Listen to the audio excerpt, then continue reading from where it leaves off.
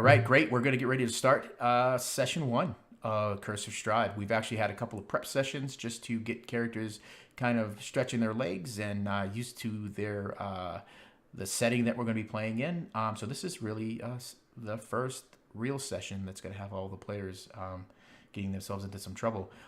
So I am Lionel, and I am the game master for this game. And I'm just going to take this moment to just let my players introduce themselves and who they are playing in the Curse of Strahd. So Carol, let's start with you. Hi, I'm Carol. I'm playing Callista. Callista is she's a rogue, and I guess you'll find out about her as we play. She's And a she wood elf, stinks. and she thinks, yes. Well, now And you she just gave stinks. it all away. And she No stinks. secrets. That's her No, superpower, Carol. Awesome. it's her superpower. Let's Stinky. go next on my screen, which is Harry. Oh, hello. I am the other half of this channel. Although Lionel does all the work. I'm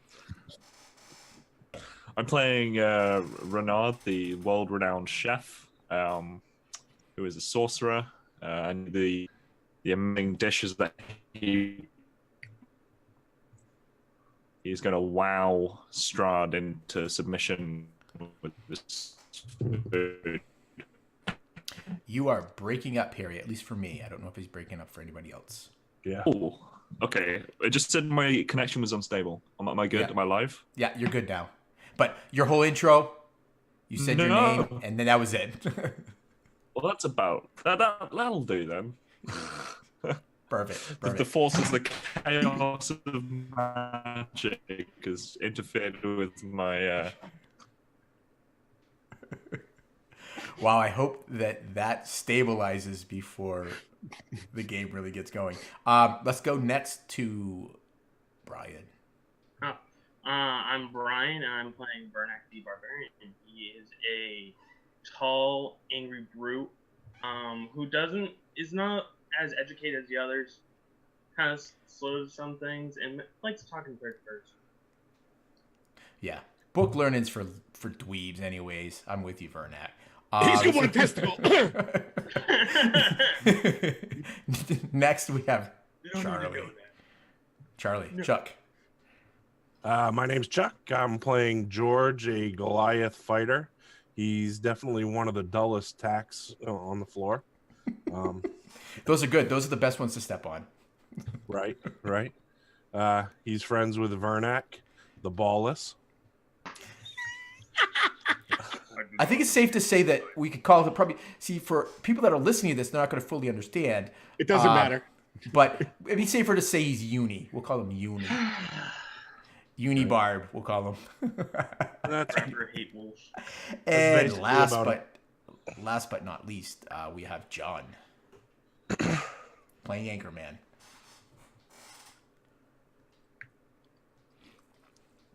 John, I swear, if you are muting yourself on purpose for I was just fucking with you, you. you. My name is John. I'm a Master of Flowers online. You can find me everywhere from Twitch to YouTube to whatever. AOL, we can go back to that. Or Prodigy. I'm still Master of Flowers on those, even those non-existent things.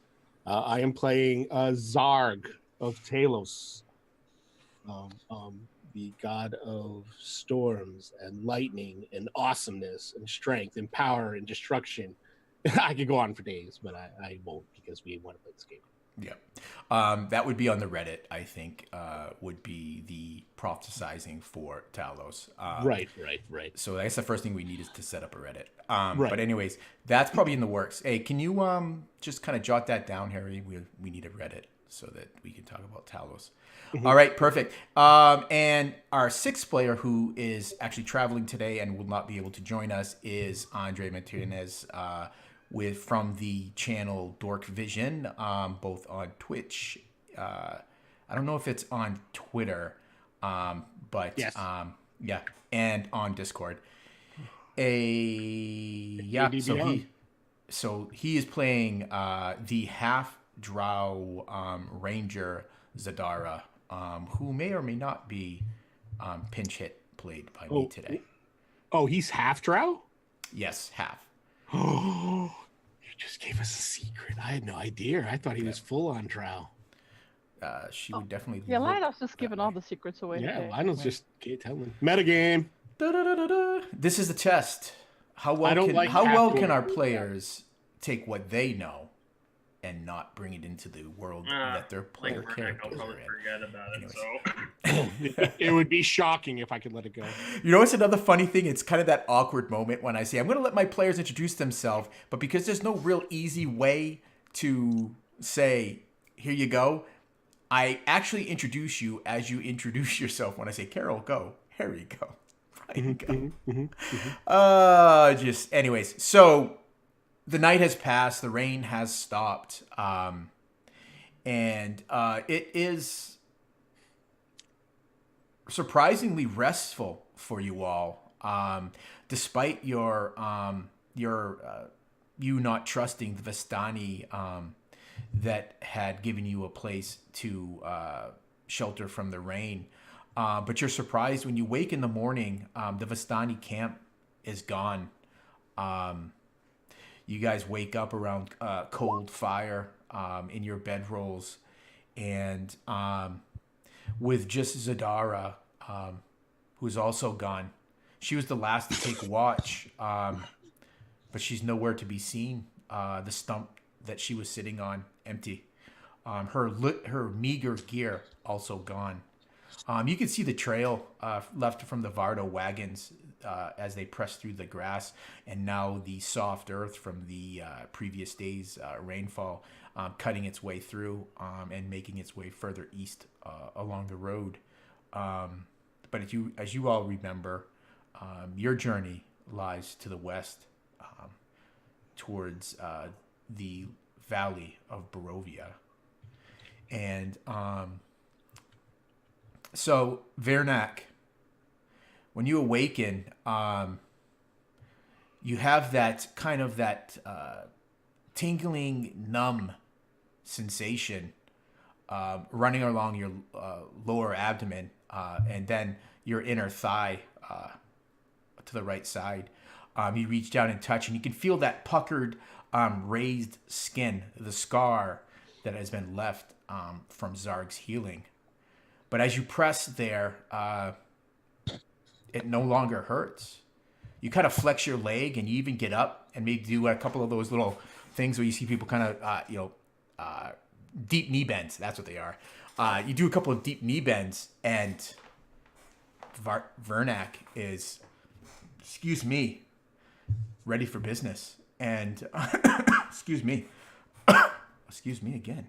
And you kind of roll over. You hear this noise, Renard, and you roll over and you look and you see this large Goliath standing near naked in this cool morning air.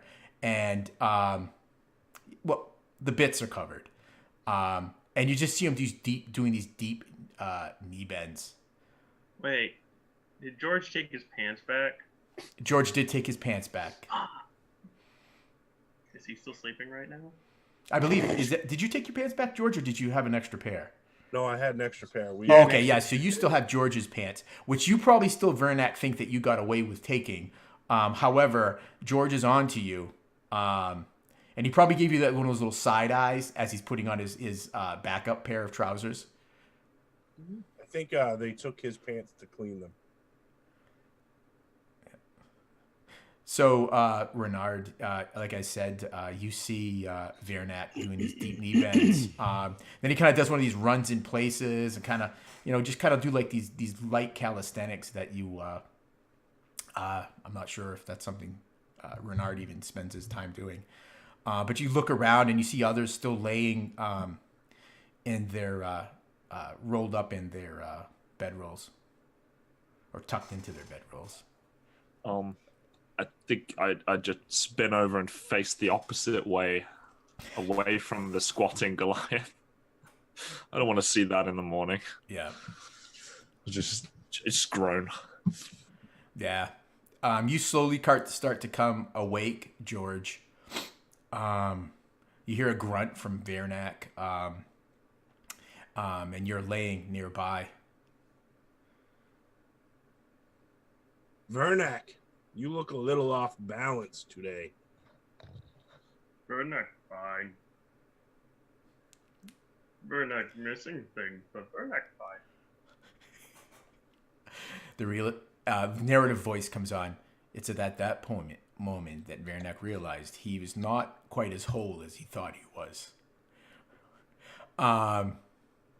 Callista, you hear those kind of deep voices of your companions. It brings you awake. The air is cool. There's probably that little bit of dew has kind of come across your bedrolls, but they're treated with like a repellent for the water. But the air is cool. It's still early autumn, but soon it'll be cold. The winter snows will come, and but yeah, you kind of breathe out, and there's that little bit of breath you see. Callista gets up and gives a big stretch and starts doing some morning exercises of her own, kind of enjoying the cool, fresh air. I don't know that she'd even be where she would see the Goliath necessarily. You thinking she would be a little bit further away? Maybe. I mean, well, I'll leave that up to you.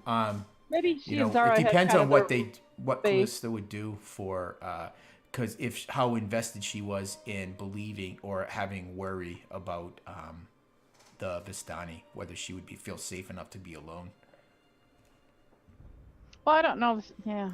Give me half a second here. I guess maybe she would actually be nearby, but she would probably turn away from him to do her exercises, so she didn't have to look at this giant in his undergarments. Yeah. And she would run through a bunch of, like a few knife drills and things like that, limbering herself up. Yeah, well, Maybe look for something to eat. Yeah, what you would have for a meal would be whatever you might be carrying in any. Actually, for Callista, that would probably be very little. You did not have time. You did not make a journey yourself. You found yourself whisked away. One moment you were in an alley in Daggerford. This mist closed in around you, and then you found yourself on the road that you're on right now. That's when you were set upon by these wolves that drove you up the tree. That's right. Then I was up the tree for a while. But we did with the Barovian, so I think she probably would have stuffed some things in her pack too. Yeah. There's this cut scene where you're like tucking away all this, like a little bit of bread, some cheese, maybe some dried meat, some fresh vegetables, or maybe even some of that stew that was had. She digs around in her pack and grabs out probably a couple of rather grungy hunks of dried meat and starts chewing away on them. Perfect. Yeah, so Zarg, you would be the last to come awake this morning.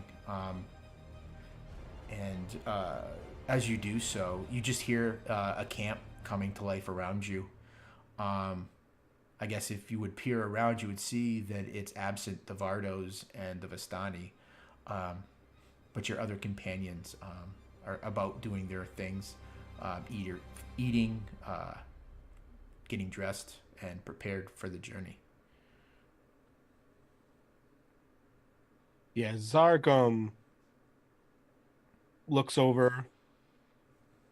She's the squatting Goliath.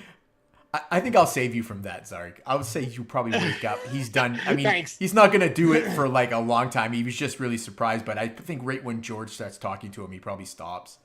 Unless Vernak says that he wants to keep going. But I don't want to be forcing him to keep doing these deep knee squats. But yeah, you would wake up probably sometime later. Like probably Callista is finishing her meal and whatnot. Cool. Yeah, so Zarg gets up. He stands up, stretches, takes a deep, very loud as he starts the morning out with joy, because he's alive, and that is something good. Anyone looking at him notices as he's getting dressed that his back in front are just covered in scars. Some of them look like burns, some of them look like battle wounds, but the majority of them are just strange marks that zigzag across his body. Hard to tell what they came from. When he gets done getting dressed, he reaches into his bag, grabs out some copper coins, plays with them for a couple seconds, then moves over towards it was near the closest tree and begins to pray to Talos. And then after that, he'll just go and meet the rest of the group. But it takes him quite a while. It takes him about 45 minutes to an hour until he feels satisfied with his prayers. Perfect. Actually, that went a total direction than I thought. John, thank you very much. When you went to the tree, I thought you were going there for something else. But yes, you prayed to Talos. And as you rejoin the others, any preparations you guys would have needed to make, quickly done. Armor's donned, and as is your gear. Packs are loaded up. Now, so the reality is, so Callista, we've already established your trappings, and it's pretty simple to whatever she would be carrying when she would be running. So I'll leave this to you, Carol. You don't have to tell me. Just make sure you have it on your character sheet. She would have the trappings that she would have if she was running the streets of Daggerford. And for the rest of you, you would have whatever supplies you had. So obviously Renard and Zard, you guys were traveling, as were Vernak and George. So you guys would have the proper supplies for someone that had some travel across land. So those are the supplies that you would have, plus whatever maybe you might have saved from the night with Vistani. And you set off, and the morning, like I said, is cool to start. It's cloudy, but not dark. Maybe depressing to some, but not to others. But the clouds are white and not thick and gray. They don't threaten rain. And every once in a while you have these breaks of blue sky. But it does little to warm the air as you travel. And you travel for several hours in the morning.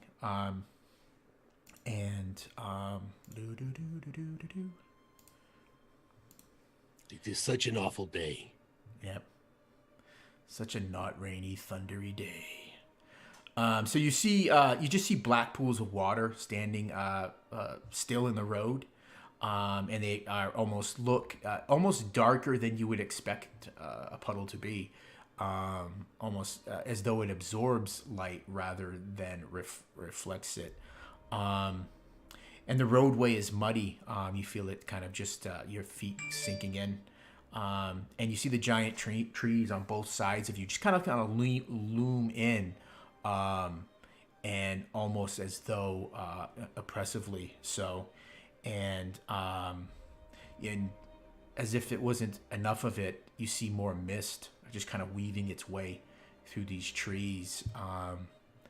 And occasionally, as you're walking along, an errant branch catches a bit of your clothing and almost tugs at you as if it's trying to grab you.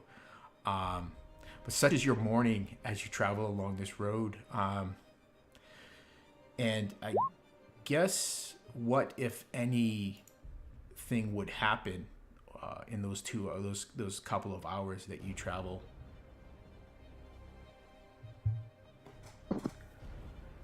Like, is there much in the way of conversation? Do you travel in silence?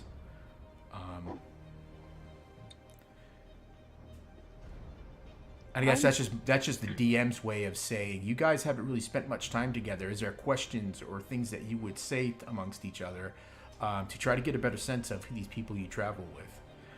If not, then the morning would pass pretty uneventfully. I think Callie would probably do her usual sort of chattering away about things, possibly using words that the Goliaths would have trouble understanding. Right. But not your other companions, thankfully. I think we need to endeavor to calibrate our position here. George off is she gonna ask goes. them how they could eat so many cats. Yeah, that'll be one of those you pose the question that the camera kind of fades black as you direct it to one of your party mates, and maybe they've already answered it, but they answer it again. Maybe I would just ignore you. Um, so you travel. Callie's like, well, that's so, what you commonly find on the streets when you so have to eat. one big question: there's no Zadara. Yeah. Well, to be honest, I didn't want to. You know, we know as players that Andre's not here, so I didn't want to Right. get too into it. She is dark and mysterious. Right. But like I said, there's no evidence of her at all. And yeah, her little bit of gear is gone. I guess maybe the less trusting amongst you might check your own gear to see if anything was taken, and nothing was.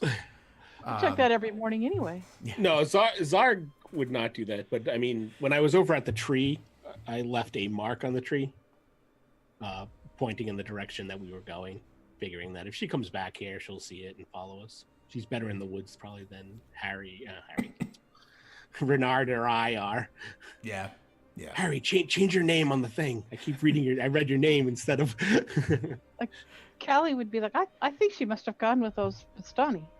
Yeah. I mean, I think it's pretty. Yeah, and that's probably what maybe some of you might seems have. pretty likely to me. No, little one. She definitely did not go with the Vastani. That is not something that she would do. Because I've known her for a day or two.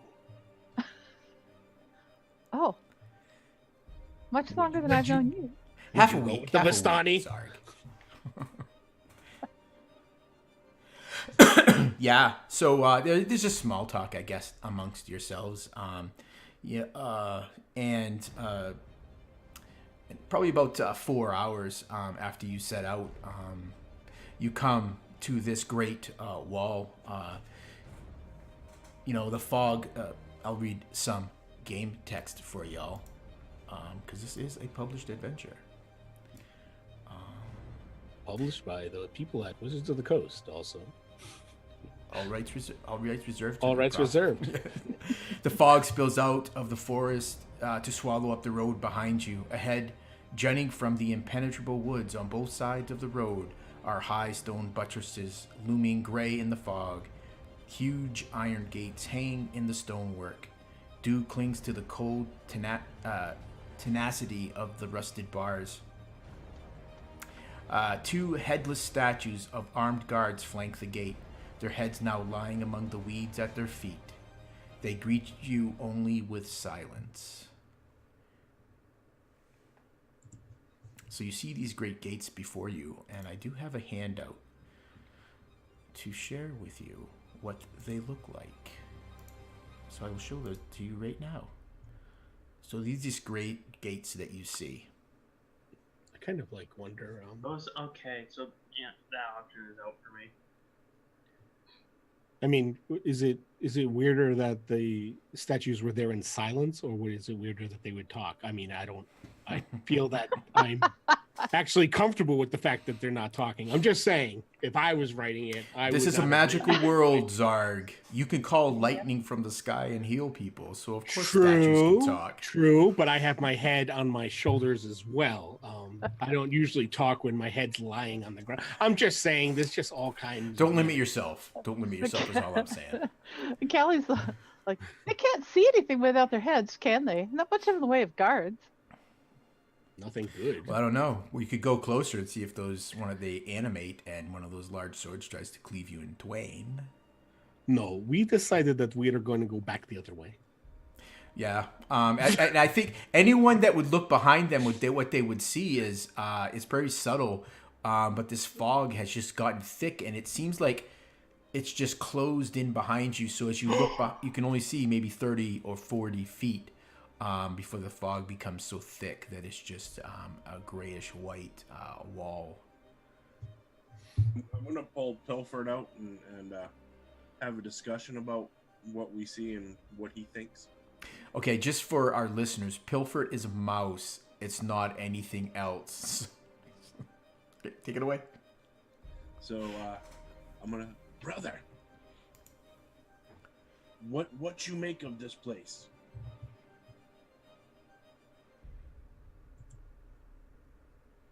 What does he say? He kind of looks at it, and you could feel his little body shaking, George, in your hand. And he whispers in your ear so that no one else can hear. He goes, "I'm afraid, brother. Something evil is there. We should..." And he defecates in your hand, and he says, "We should turn back." How far away is Vernac from me? He's nearby. Probably within. Well, you're a Goliath, so you probably got a long reach. Within arm's reach. Okay. I'm gonna wipe the mouse turd on Vernac's shirt. Well, it's more like I think mouse turds. Not that I like little pellets. So yeah, you could probably flick it at him or something. I don't even have a I'm shirt. still gonna pat his shoulder with it. Yeah, you smush it in. A very approving smile spreads across your face, George, as you see that smear of Pelchit poop down Vernac's shoulder. What are the rest of you doing? You're probably a good 100 or so feet from these great gates. Zarg does not stop. He just keeps walking. He doesn't. Nice.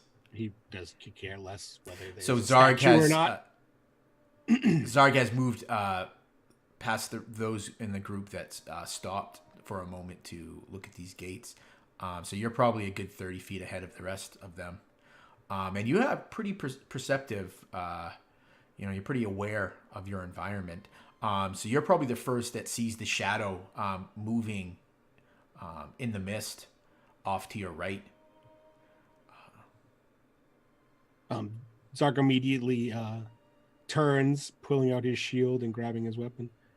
Oh, there's something in the woods right there. You're probably halfway through that, Zarg, when the form materializes. It's that of Zadara.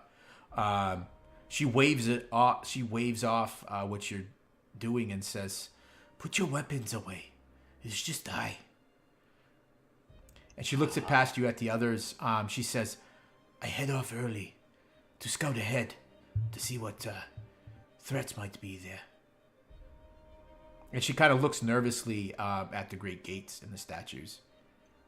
She continued to walk towards you. She did come out of the fog, though. Yeah, she seemed to materialize out of the fog. Kind of like coming at an angle or askew from the road. Zadara, how do we know you are who you say you are? She stops short, lifts up her eye patch. She says, "Have you been drinking?"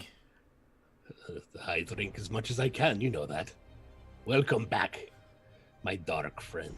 She drops the eye patch and kind of just walks coldly past you. I turn on, Renard! Zadara's back! As loudly as I can, so it echoes Yay. Renard would just continue forward towards the gates, following Zarg. I don't like the look of that mist, Zarg.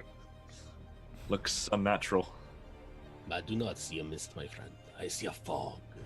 A beautiful fog that is full of energy, static energies. I can create that myself. Hovering. Right. The way it's just hovering there, not moving. It's strange. So you're saying that someone has created a fog cloud to trap us? Perhaps they work for Talos. I also have that ability to do that. Well, I suggest we just go forward anyway. Get away from it. It seems to be following us. Yes, it does. Yeah, so let's get our move on. Of course. Can't say I care much for that building either. Those walls and giant statues. I don't fear the statues. They have no heads. I don't fear the statues, but that place makes me uncomfortable. Zarg reaches up and just kind of pats your shoulder. Come, little one. Let us go. Time to meet the inhabitants of Barovia. Right? Yeah.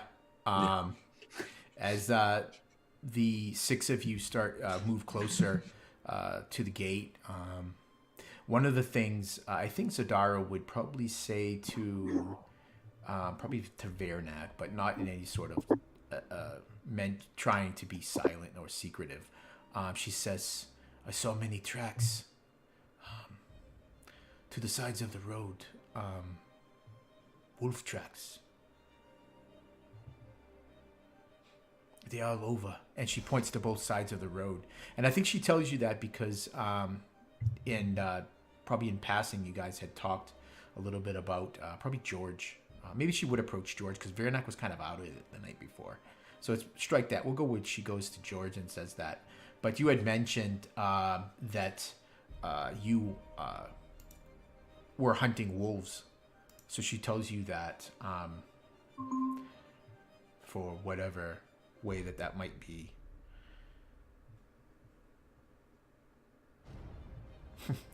And Zarg hides behind his familiar. Yes.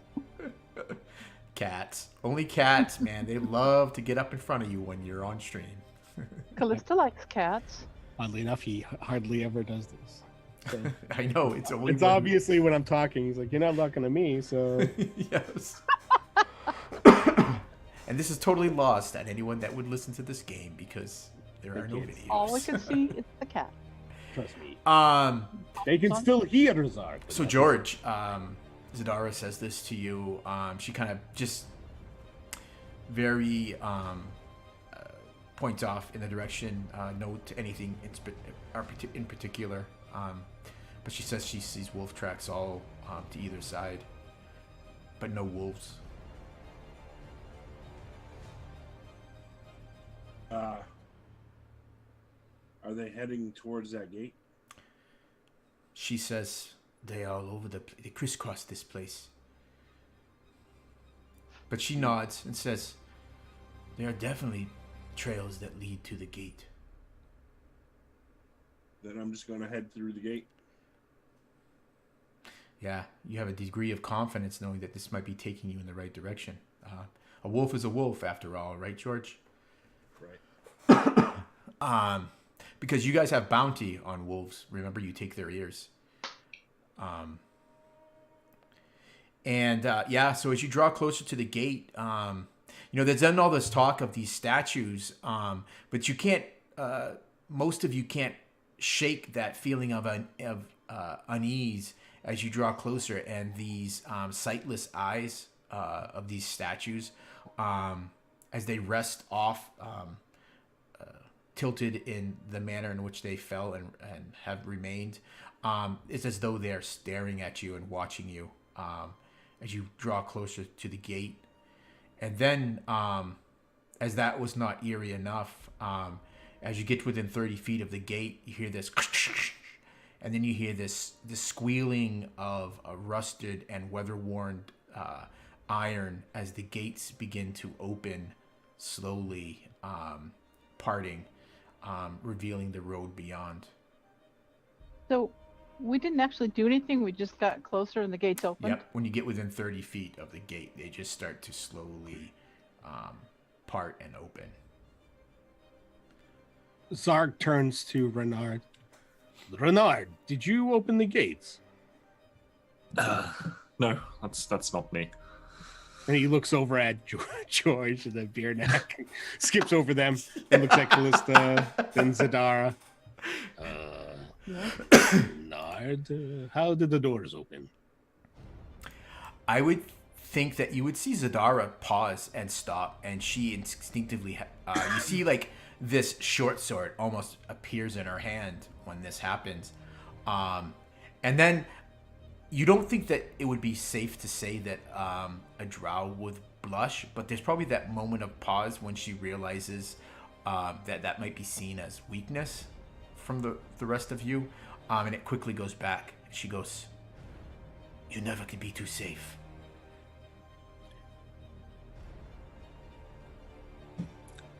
The gates are just magic. I'm sure it's nothing to fear. Vernex kind of nervous to the door opening, and I don't know who's closest to him, but he's gonna basically he's gonna have his great axe out, but he's kind of quivering behind him. You know what he's talking about? Yeah. So what you're saying is your bloodstained pants are now wet. No.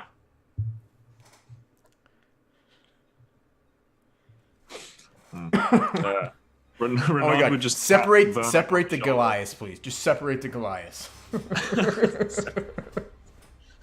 It's like Laurel and Hardy here. Yeah. So you, what would your order be as you go forward and pass through the gate? I shall go first. Zark does not wait. He. I don't even think there's probably even a pause. He kind of asks this question as he's still walking towards. Oh yeah, why this would we gate. stop? That's a waste Yeah. of energy. Callista would like to examine them if possible. Yeah, would you could say definitely give George me a is perception already roll, gone through. Callista, as you draw close to the gates. They stand some 40 feet high. That would be, and probably half that width. And as you get close, I don't know if you touch them or not, Callista, but it's thick iron, and it's rough and pitted with age. But it feels no different to you than any other gate you've probably seen, just larger scale. Did the gate make a noise? Was it like? Yeah, Okay. yeah. I think of like a large, like it's just like it's wanting to refuse to open, but some power greater than it has forced it to. And It's like against its will, as I though. think also Callista would probably slip through behind Zarg, but then she would be looking for someplace she could find cover and try to hide. Yeah. You look behind you, Callista, and probably 10 or 15 feet behind the last member of your party, this mist, this fog has closed in. So that you almost have this like little pocket around you, and you actually can barely make out the heads that are resting at the feet of these great statues. Very unnatural.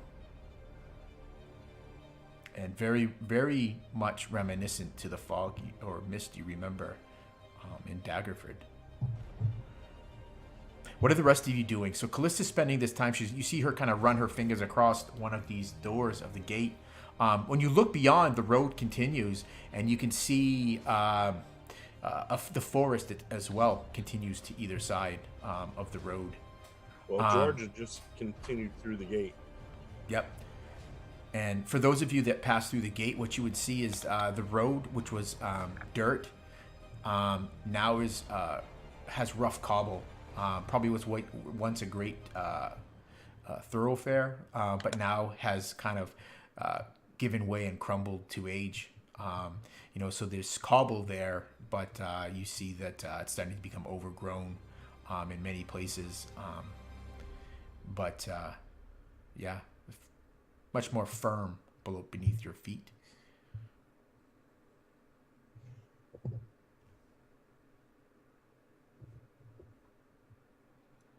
Do I see any wolf track off to the sides or in front of me? Or You can give me a survival roll. You could as well, Vernak, if you're looking for these tracks. Survival? Yeah.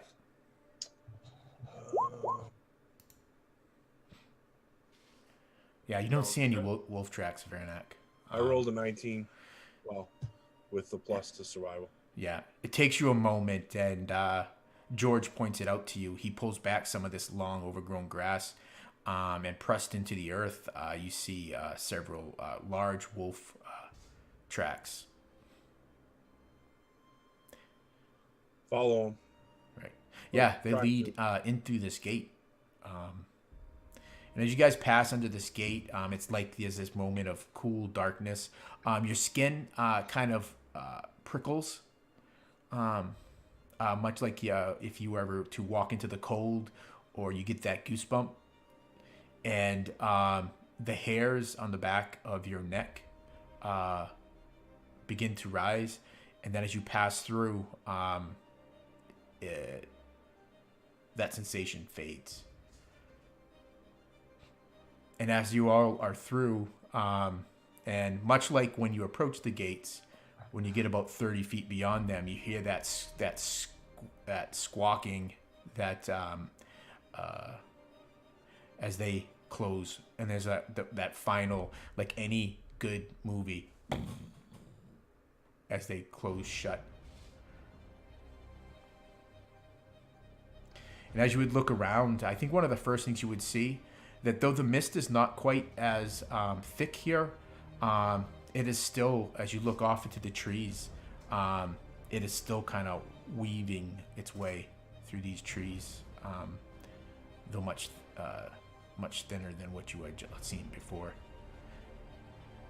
As you peer through the iron of the gate, you would see that the mist that was kind of closing behind you stops as it reaches the gate itself.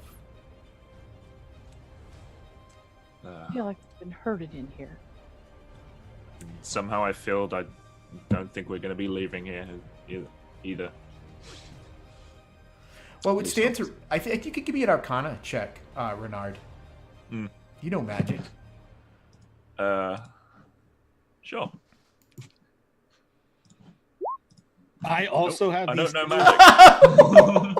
Which Andrea. totally makes sense, Renard, as you roll that one, because you know your magic more innately rather than than a. I don't understand. I don't understand magic items. I don't imbue items with magic. I just create it because I can. You think it happens. Yeah. But Zarg, you also know you are skilled in Arcana? Yeah. Yeah. Oh, yeah. You could give me a check, too. I love that. I mean, who isn't skilled in Arcana? Well, I know Vernak and George are skilled in I have Arcana. other things to do with my time.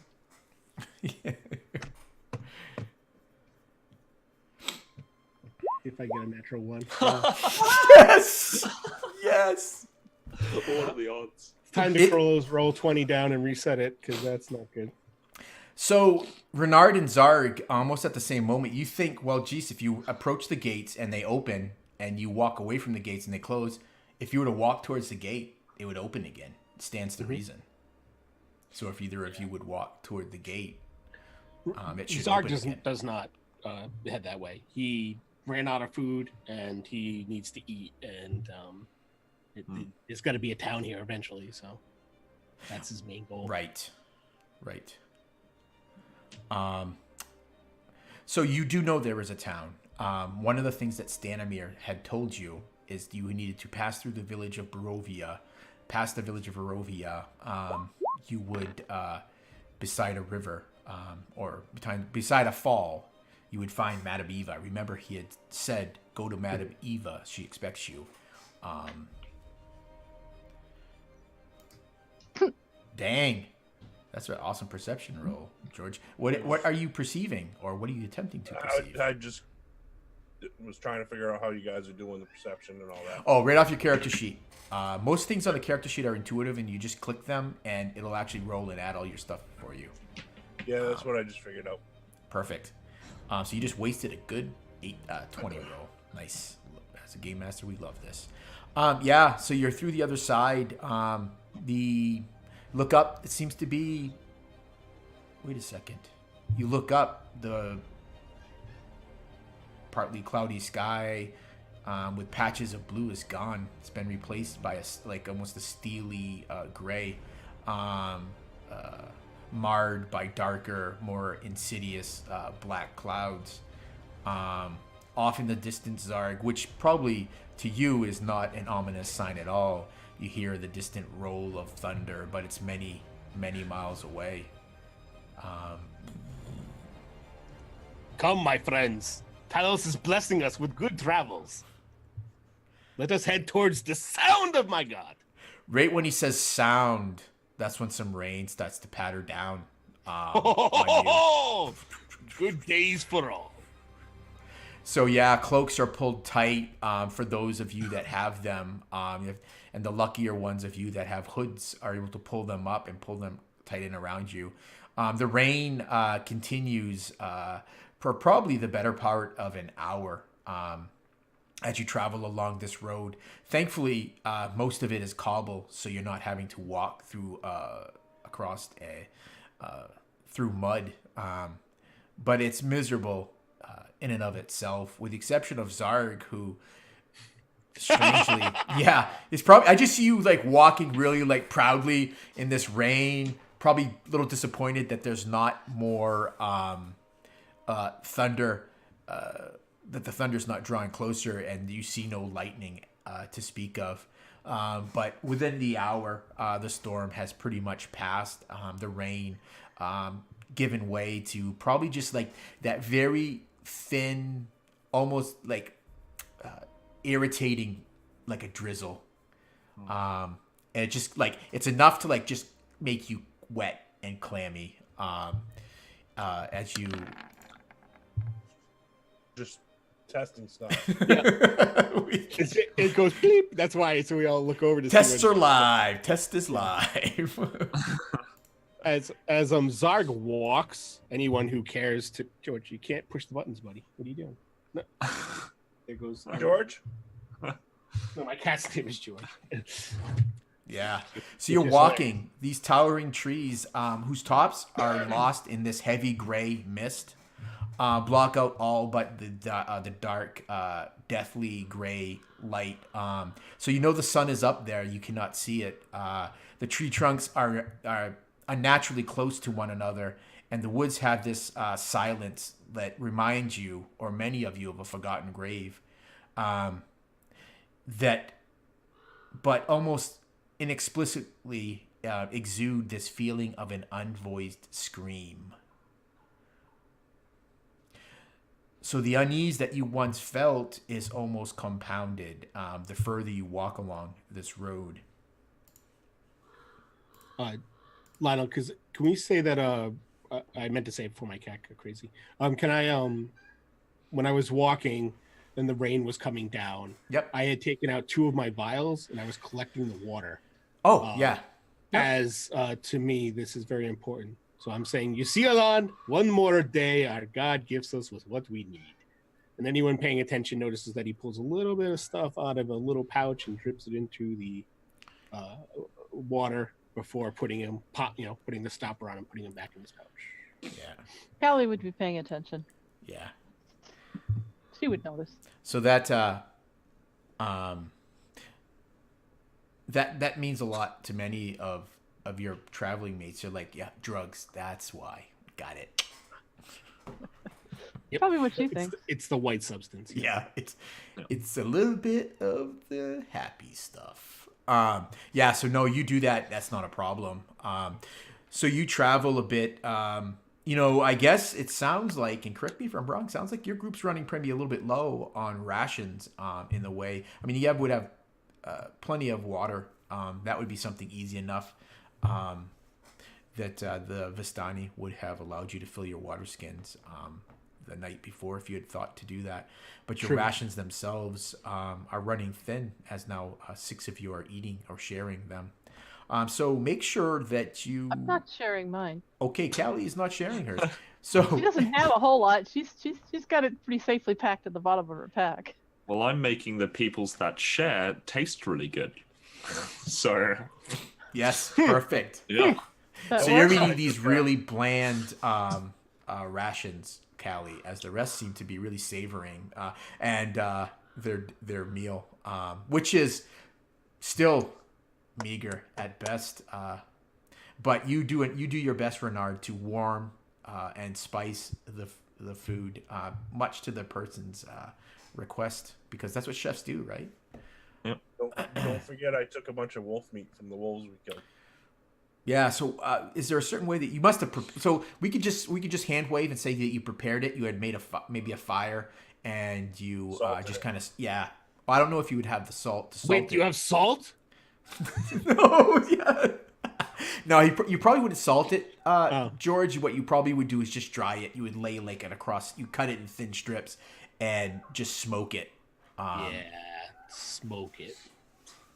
So you would dry it out that way. You wouldn't have the. I wouldn't imagine you could carrying enough salt, but Unless it's on your character sheet, and then I George will waive it and say Salt that you shaker. did. What did you say, Vernak? You need to speak up a little bit. Your mic's really quiet. I said George carries a little tiny salt shaker. Don't quite think that's what George meant, but it's the thought that counts as you sprinkle a little bit of salt on each of the pieces of wolf meat. So yeah, you would definitely have that.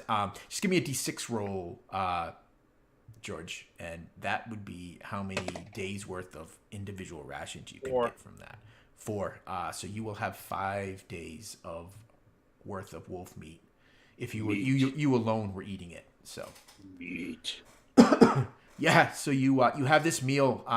You're kind of doing it underneath a tree, so you finish the meal and continue along this path. You walk mostly in silence. Excuse me? How are the wolf tracks looking? Oh, I did not know that you would continue to look for wolf tracks. You would not see wolf tracks on the road itself. The cobbles would make it much more difficult to. They wouldn't probably leave much in the way of tracks. If you want to look along the edge of the road, Yeah. you can give me a perception roll. Anybody that was doing that. You see, Zadara is walking closely near you, Zarg, because I imagine you're up closer to the front as you guys travel. She doesn't say much, and you see her eye just kind of darting around, constantly looking to the tree line to either side of the road.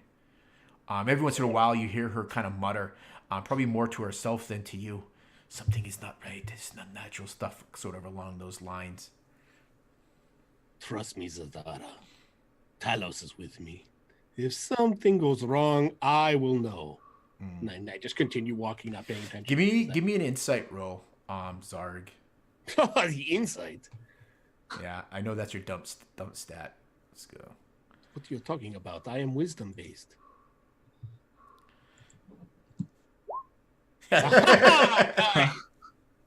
Yeah, she's a hard one to read. When you say those kind of assurances to her, you're not really sure whether she believes you or not. But with whatever she thinks, she stays close by you. And did you give me a perception roll, George? I don't. 21. Oh, okay. Well, with bonus. So wait, are you using physical dice or are you rolling in roll 20? I'm using physical. Okay. Unless I know. I just ask you because I don't want to be looking at roll 20 for a roll if it's not ever going to come. So you got a 21. Yeah, you would see them. They to whichever side. Which side are you on? Left or right of the road? Are you walking along? Right. Right The side. right side. Yeah, you would see them. You would see kind of the grass where it has grown up, the weeds and whatnot, pressed flat. You see plenty of crisscrossing and markings of wolf. You see varying of size. Now George is not really good at like math and those sorts of physical geometry, but you definitely see wolf paw prints that range from like a good size dog to maybe even as large as maybe a pony size paws. So we want to follow the pony-sized paws. Right. That would take you off of the road. Well, George isn't the brightest or sharpest tack, so So, Zarg, you're the first to notice that George kind of just starts to wander. You look over your shoulder and you look back, and you just see him starting to wander off to the right, where the trees are maybe a little bit thinner and kind of giving way to a little bit of grass. But he seems to be heading off in that direction. Every once in a while, you see him kneel down, and he kind of just like pulling grass aside, and he seems to be finding what he's looking for. Because he gets up and then he kind of moves forward with purpose. Zark stops, figuring that everyone will stop when he stops, since he feels that he's the leader. Zadara turns- definitely stops on a dime when you stop. I turn back and I look towards Callista. The little one. Your friend there, is he going to the bathroom?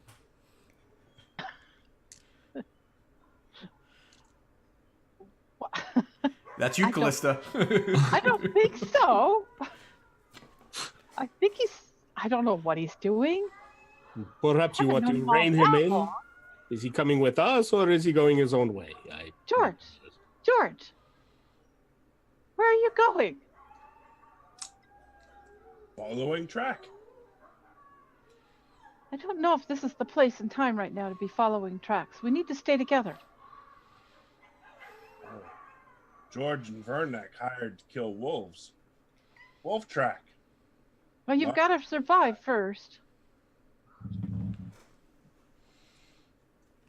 Come back. We'll get to the wolves. We'll find Wow, them. We'll I find think them that was a later. very, very subtle dig there, Callie.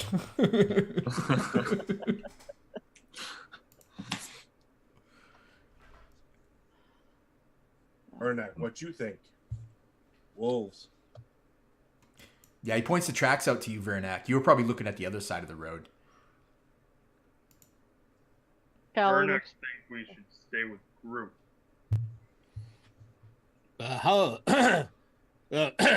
My friend Goliath. How much are you getting paid for your wolf? He probably doesn't even know. She kind of whispers towards Zarg.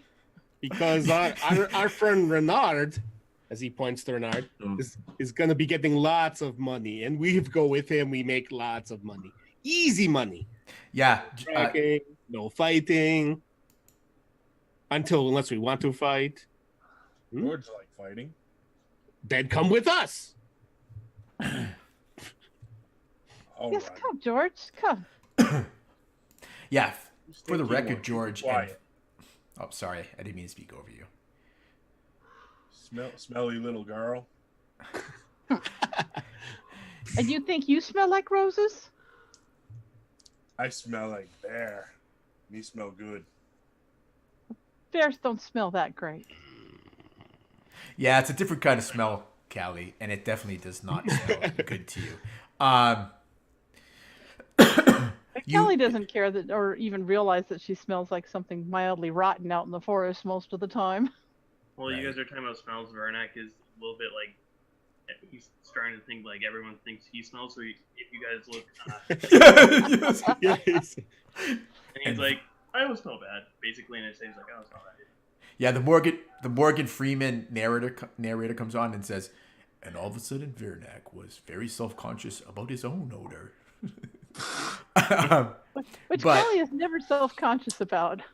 In seriousness, though, so what you unaware. would know, Vernak and George, the bounty that you have is 12 silver pieces per pair of ears that you turn in, which is a king's ransom to the two of you.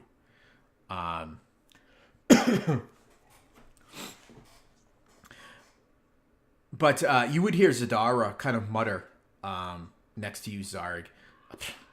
That one, he is sun-touched. He's not right in his head. Yeah. Oh wait, you've spent time in the Underdark, Yeah. so like it would be like kind I of. get that that's an insult. Yeah, I know. Right. Oh, I know. Yeah.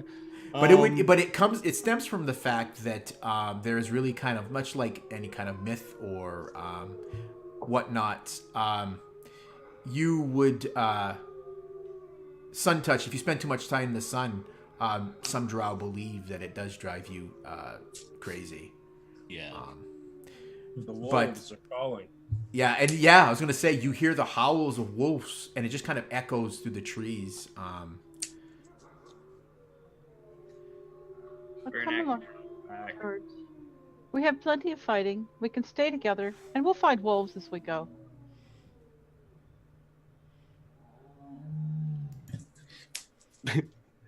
Zarg looks at Renard, like waiting for him to do something, because he thinks that this is Renard's job, not his. No.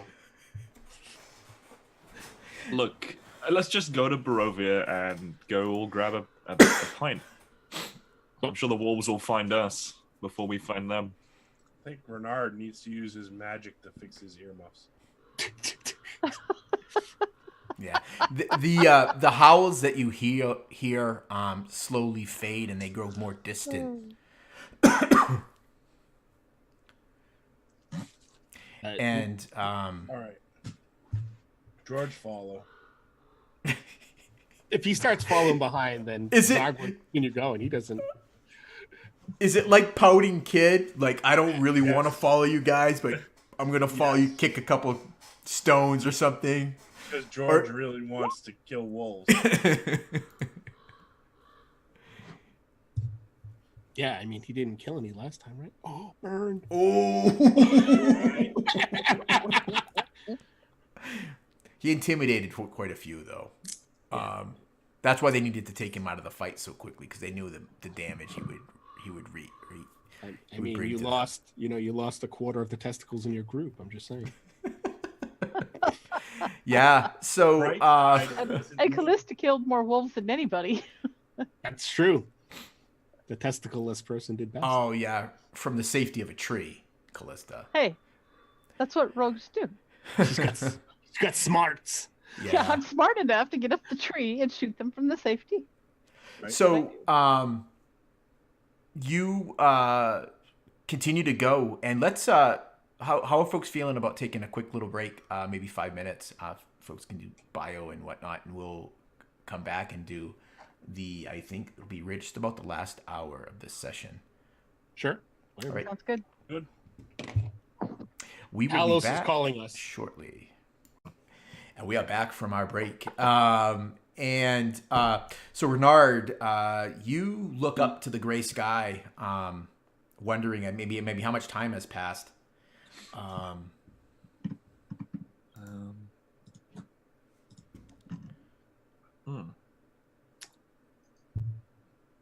So with that, I think Renard would think it's probably just gone noon. Although the sun, it's really hard to tell. He would look up and look back to the group, but sort of wondering why we're still standing here just chatting. Perhaps we should keep on moving. I don't know how far it is to this Madame Eva, I think her name was. Right, or even the village of Barovia. Yeah, or even Barovia. Want to get to the village. I would like to get some food and some ale. Well, water. Yeah. So you again continue along this road, and it's not much after this. Zarg, you catch this smell, and it's the scent of Back death. away from me, George. Yes. No. No. Yeah. It smells like bear. Yeah. Bear. Viscera. Oh. It's clean woods. It's not. Sorry. I had to. It's Yeah, just the but scent his of- I didn't mail mean does to not waylay it. rust. Keep going. Yeah, you catch the scent of death on the air, Zarg. It's very subtle. Death as in new corpse type. The sickly, Yeah, sweet it's that smell sickly of the kind dead. of. It's that sickly sweet sort of pungence in the air. It's thick. Zarg stops once again, expecting everybody to stop because that's in his mind. He believes everybody will stop, whether they do or not. It's up to them. Zadara takes a step past you, and she stops and turns, and she looks at you, kind of like tips her head to the side. Again, it's just that one. She always has that patch over the one eye, but she just looks at you. Yeah, with a big Is that smile. the same eye? With a big smile, I turn around to face everybody. There is something dead up ahead. Let's go get it.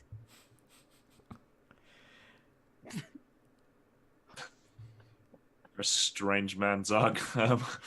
Yes, very much so, Renard. Come, friend, let us go see what it is. George is just going to keep on walking straight. There goes George once again.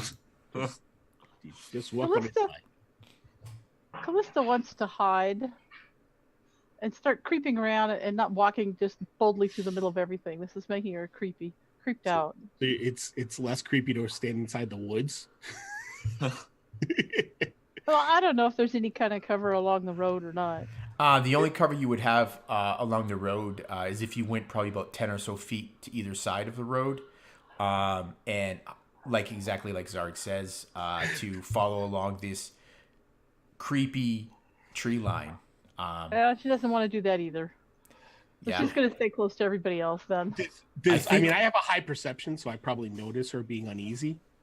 Zarg would actually turn to her and be like, "Little one, come, stand next to me. I will protect you from the darkness." While George leads the party for a while, apparently. Yeah, George, you move ahead, And it's not long after that you smell what Zarg has spoken about, the smell of death.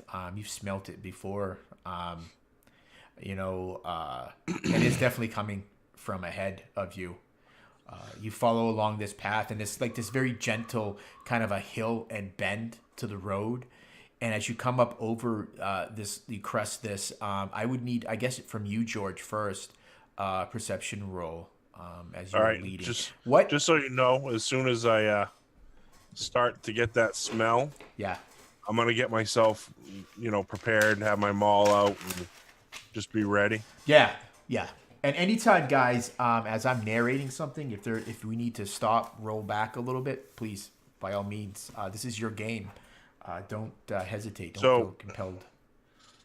Right. So, I rolled George, a you're in the lead. What is the order? The road is actually wide enough. It's probably 10 to 12 feet wide. You could actually walk two abreast, kind of like Zarg and Zadara were. But I just want to know kind of like where does everybody see themselves as you're kind of walking along? I'm not paying attention to whoever's behind me. Okay. So I don't really know. George is boldly walking ahead. You were going to say something, Harry. I am right behind Zarg, so if he just suddenly stops, I'll probably just walk into him. Okay. Nice, and we have Zadara next to you, Zarg. Yeah. Vernak and Callista. Callista, I had motioned for her to come near me. I don't know if she wanted to stand next to me. She's So gonna be maybe walking like right beside Zarg. I'll walk right. Oh, beside Bernard. Yeah, you could definitely do that. It would be okay. Yeah, three of them. Three abreast. What I see is Zarg is sort of having like an elven harem either side. He's starting to collect it. That's so true. He's got a dark elf on one side and he's got a wood elf on the other. Yeah, Zarg. Wait, isn't Renard an elf? No. No. Nope. Do you want to be an elf, my friend? The answer to that is Talos no. does not discriminate, my friend. And Vernak, where are you? Getting us back Gonna focused be on the right game. beside Bernard. What? Right beside Bernard. So we're like pretty grouped up. Okay. Yeah. Yeah, and there's probably like a natural distance between you all. It's just when I think one of the things you had said, Brian, about Vernak is, he's a little slow, but I think the important thing for both you and George to understand is, though, even though Vernak and George, I see you both because of stats mechanically wise, you probably make bad choices, but you learn from them. Right? Because that's wisdom versus intelligence. Intelligence is, geez, this sounds like a great idea. Wow, that really wasn't a good idea. And so you would probably know not to do something bad. So you wouldn't touch the stove more than twice. Yeah, I know. I already ran off with other group once, and that cost me. So Yeah, it did. Yeah, dude. You paid the near ultimate price, Vernak. Now, to get back focused, what was your survival roll? It was a nat 20. Jeez. I'm wasting my good rolls. Yeah, as a game master, I love it. You get up over this rise, and you don't walk 20 feet, and you see a spatters of blood across the cobbles and stones. They kind of lead off, and you see, as you move closer, you see that it kind of is spread across some grass, and you see the signs of something had crawled or was dragged off into the tall grass, and then there's like a small stand of a couple of trees. How fresh is the blood? Well, with a nat 20, I will let you know that the blood feels very fresh. You reach down, you grab it, and it's thick, but it is still, I don't know what's the word I'm looking for here. It's sticky. So it's All right, so viscous. Thank you. How far behind are they from me? Not far, maybe 10 feet. All right, so because of my military background, I'm going to assume. I'm just going to assume. Charlie, your military background has no bearing on a game we're playing. No. No, I'm kidding. Yes, my job is done. Yes. Yeah, So- got flipped off. Because of George's military background, Oh, okay, gotcha. right? he's going to assume that they all know, like hand signals or whatever, and I'm just gonna put up a fist and say, Bernak's gonna look back. So I'm gonna put this out to the group. Does anybody know what military hand of your characters know what a military hand signal is? That's my Thieves Bernak can't. It's like one of those I comical can moments. tell you You what put your hands up, and then Zarg is right next to you. Actually, if he puts his hand up, Zog would yell out to him, so it's not. Oh no! Yeah, because what do you see? Jeez. and George is gonna give him an evil look. I'm not feeling very confident about You this. see evil. So Renard, what do you think? wait, now is Zarg continuing to walk this whole time? Because he doesn't tend to stop. I would so- never stop. There's not really. Yeah, any reason so to by the stop. time you're talking to Renard, you've actually caught up to George. So Callista, Zarg, and Zadara. Oh, actually, you know something? Everybody with- Zadara probably would know the hand signal. So she was the one that like stops. And then as you're looking over back at Zarg and he's talking to you, you would see Zadara just shaking her head and kind of defeatedly kind of just trots up alongside Zarg. I'm gonna look at them and say, "You guys not very bright. This means stop." And then I'm gonna point to the blood trail. Did we see the blood trail? Oh yeah. Once he points it out to you, you might have missed it otherwise, but he points it out in clear. It's just a spattering of blood, not a lot. So it wouldn't be evidence of something that had lost so much blood that it would bled out. But anyone that had spent time hunting, if you were to shoot game and it were to start and run, maybe like a blood trail similar to that.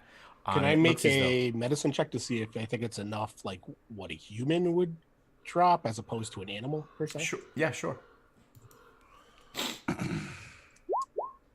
15.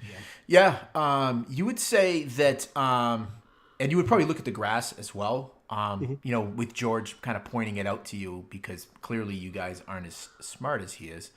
So you need to know. But it would probably not be enough if it was as large as the animal would have to be. It's not enough blood that they would bleed out. Bernak would like to track it. Yeah, you can definitely do that, Veranak. Survival? Yes. Yeah, tracking works off survival. In the distance, you hear the howl of a wolf. It's well off probably where you've been, sort of. Yeah, you easily find this trail. It goes about 15 feet into the grass, and you see a body half covered by grass and dirt. Though it seems as though it was poorly buried, much like you would see a dog bury a bone. Like earth has been kicked over this body. As you get up close, Vernak, it doesn't take a genius to realize this man is not only dead, but it looks as though he is just covered in scratches. Let me see. It's a young man, maybe a commoner, you would guess by his clothing. Which are muddy and torn, raked with claw marks. You hear a caw of a bird up in the tree, and it kind of hops on this branch as it looks down at you. And you see that this man's body is surrounded by paw prints. So that's what Veranak sees. What are the rest of you doing as he walks off? So you would see him. He's not far from where you guys are. He's probably about 15 feet off of the road by this stand of trees. And he seems would my passive perception spot the body once he's looking in that direction? No. You would just see. So the grass and whatnot that grows wild here probably comes up to probably about mid calf to Veranak. So he's definitely looking down at something at his feet, but you can't see what it is. Yeah, I mean, if he stops and looks like he's actually looking at something, Zarg will head that direction to see what he's looking at. So yeah, you see exactly what I say is this dead man, this commoner. You could give me a medicine check, Zarg, if you want to see. Yeah, no, I mean, immediately I drop down and begin the starts of a prayer, just in case breathing. Is he Yeah. breathing? He's been dead. You would probably guess maybe days. Oh. You know, the body is definitely cold. But you notice crumpled in his right hand is an envelope. Not anymore. You pull it free. What are the rest of you doing? Callista's kind of creeping around the edges, peering out into the woods to see if she can see anything or notice anything out there unusual or dangerous. What I think probably the thing that you see, the Zarg and Vernak are looking down at something in the grass, but what catches your eye is not the one raven, a crow, but you see two crows, and then you hear this flapping of wings, and then there's a third, and then a fourth. And in those passings of seconds, what was once just one crow, there's more than almost 2 score of crows spread across not only the two trees near Zarg and Vernak, but some of the other trees further. So basically a murder. I was going to say, Callista looks up. Yeah. She goes, "There's a murder of crows." What do George you is make gonna of that? fixate on the wolf tracks. Yeah. And, You hear the howls of wolves, and they sound louder.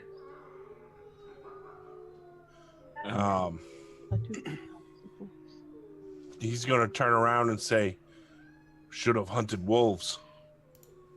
I think we're hunting wolves anyway. I think we're the ones being hunted. Yeah, Callista. Renard's looking a little bit nervous, like out. He stayed on the road. This is not his forte, like tracking, and it's not what he does. He just stays on the road, and he's sort of looking out behind, like back up the roads, of just nervously looking around. Zadara has probably in this time kind of moved up alongside with you, Zarg, and she's kind of hunkered down next to this guy. She sees you grab this envelope, and she's just about to ask what it is when the howling grows louder, and her head spins around. You see several of these crows just kind of take flight amongst a series of caws. And Vernak, do you move up with the others as they find the body? And Renard, just a question: are you I found the body. staying on the road, or do you see everybody else kind of moving and Well, they're scamper only behind about them? 15 feet away from me, Yeah, right? 15 feet. I'm just gonna stay on the road. I'm looking back up the road towards. I'm sure the wolves are right next to me. Just looking about. He's not very perceptive. This is a nice thing. Yeah, you could give me a perception roll. But I just see one of these moments, like you walk to the very edge of the road, and as the tip of your toe touches the edge of the cobblestone, you kind of stop. And be like, maybe there's some safety on the road. Like it's magic and will protect you. Because it's a yellow brick road, right? Exactly. I didn't tell you guys I re-spun this game as the Wizard of Oz. Oh, yeah. Of course. It's not a good roll. And that is a 12. You see nothing around you. It's unnerving to you when you hear these howls, and you can't tell how they sound like they're almost right on top of you, but they never are. And they kind of fade, and just when you think they've gone, you hear them erupt again. You're just gonna flinch at the sound of the crows sort of fluttering off behind him. He'd probably spin around it does look pretty scary. He doesn't like being in the woods, especially these kind of woods. Because he feels like he can't use his magic in a setting like this. I'm sure the woods are quite damp, but he feels if he uses his fire, he'll set fire to the woods, and bad things will happen. He's very reluctant. I love that Renard is environmentally conscious. I love that about him. That is going to be great because there's a lot of forest and he uses a lot of fire, so perfect. So we're not going to just hear fireball? Are we at a different body, or are we still the one?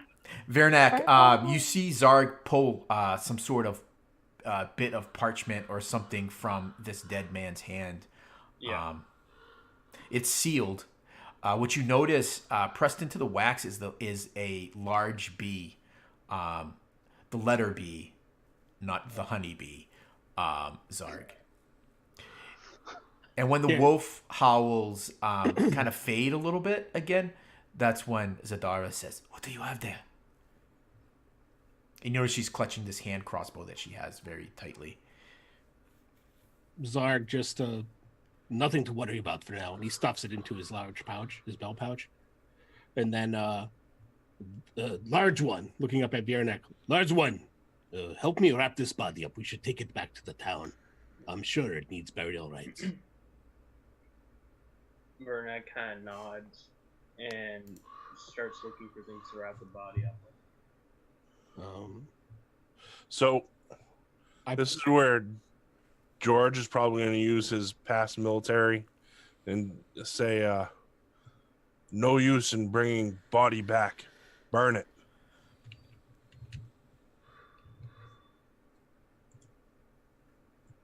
That's what. Oh, you say that from the road?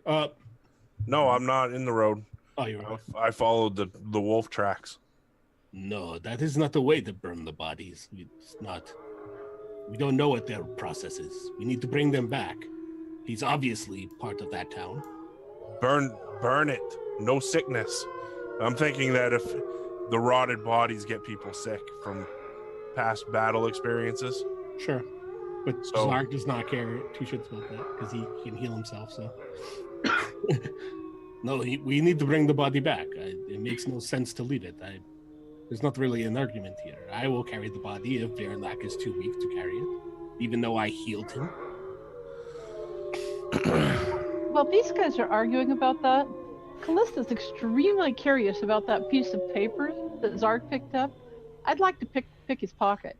Oh, you're gonna have to. Well, quickly give me a perception roll, Callista, because you were busy kind of looking around nervously.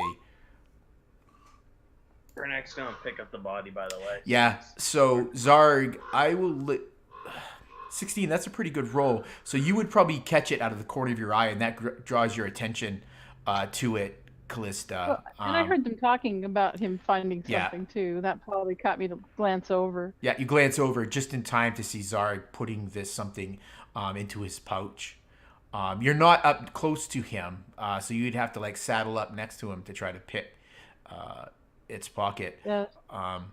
While that is happening, and I'm not sure if any of you have the sounds on, but the howling is much louder now. And Callista nervously moves towards Zarg. Yeah. So with the exception of Renard, most of the party is all kind of centered around this body. Vernak said he picked it up, so once he picks it up, we're gonna. Was he picking it up or wrapping it? Well, no, we wrapped it together. I used my bedroll. I marked it off as an item I lost. Perfect. So you wrap this body, and Callista, that's the perfect time. You see your opportunity to try to snatch whatever this is that he stuffed into his pouch. Here, let me help you with that. Oh, bump. Great. And so I carefully roll a 1. Callista bumps into you, Zarg, and you feel this tug at your pouch. And as you look down, you see her hand is just awkwardly jammed into it. I turn and cast Inflict Wounds on her. Holy crap, and she's gonna die. Friendly fire. That's a nasty spell. Nobody steals from Zarg. So hold on a second.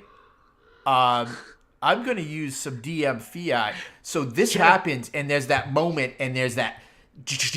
Well, describe what it would look like just before you detonate this inflict wounds on her. As soon as he holds his hand up, lightning courses between his fingertips, blue lightning, super heated hot. The air becomes ionized, all the hair on your arms, even on my face. My face just goes... smell of ozone? Like a fucking lion's mane as my beard just sticks straight out from all the electricity coursing through my body. So George, Viernak, and Zadara would kind of see this. And just as you're about to do that, you hear this large crashing as this largest wolf you have ever seen erupts from the forest near you, snarling and frothing at the mouth. Everyone roll initiative. I should probably roll with disadvantage since I have my hand in Carol, your if you pocket. want to, I will never tell a player to not penalize themselves. You don't have to tell me. You go right ahead and do it, It just girl. seems right to me that if I've got my hand in his Hey, pocket, no I'd be at arguments. Let's disadvantage. do this. Do you want us to do it like a turn order thing, or just to roll it? Make sure you select your token, and I'll move you to the map. I'm just copying them all so I can move all your players to the map. I will roughly situate y'all where I believe you are based on what you said. Yep. Let me see. And I'll move this bad boy to the token Did layer. not roll with disadvantage. Well, hey. This bad boy to the token layer. I haven't moved you guys to the token layer yet, so don't worry. Okay. Yet. I'm just situating where you guys are. So Viernak is here. You have this guy, so I'm going to make you a group. You're going to have the body with you, Viernak. Yep. I'm going to group you guys.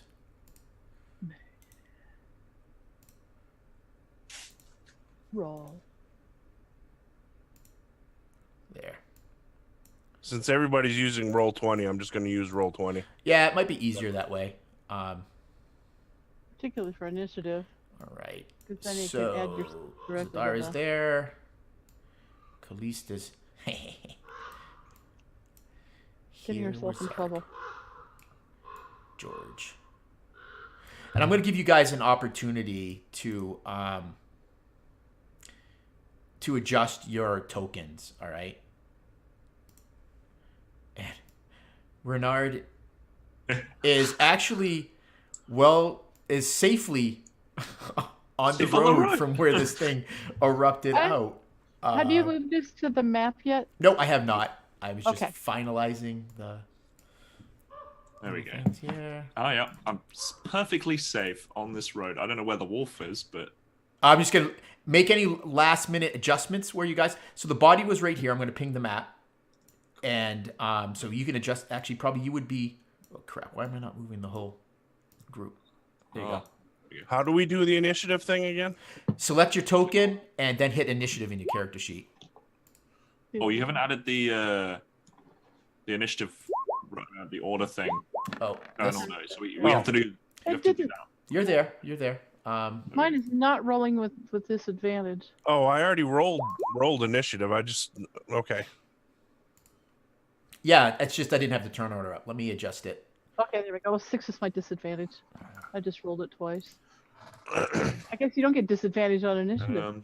That doesn't work. All right, let me grab my little bad guy. I'm just good with where I am. Okay. Oh, I need to be next to Zarg. So I better Now, move. the wolf coming out, does that happen before?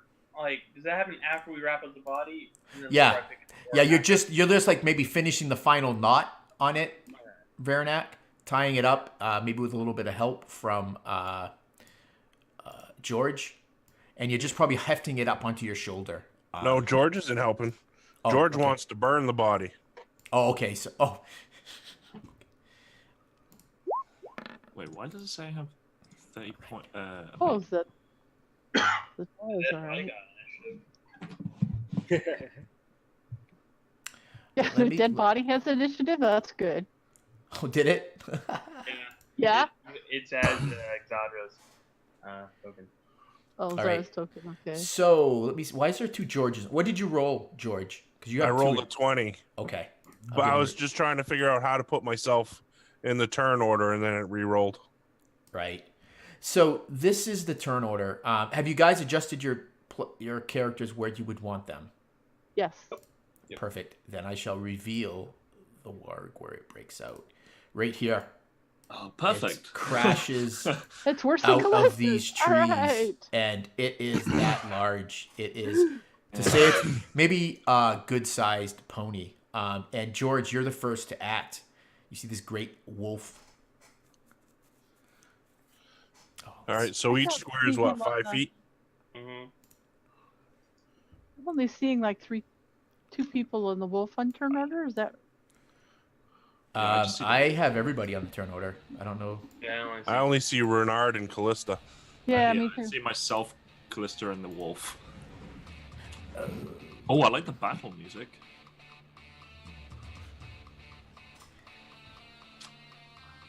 Yeah, this is horror meets metal. Yeah. I love it. So I don't know why that you guys aren't, but don't worry. I'm managing the turn order. I'll tell you when you go. All you need to know is when you go. George, you were the first All right. to act. I'm going to. It's what each square is what, 5 feet? 5 feet. So I'm going to charge it Nice. and attack.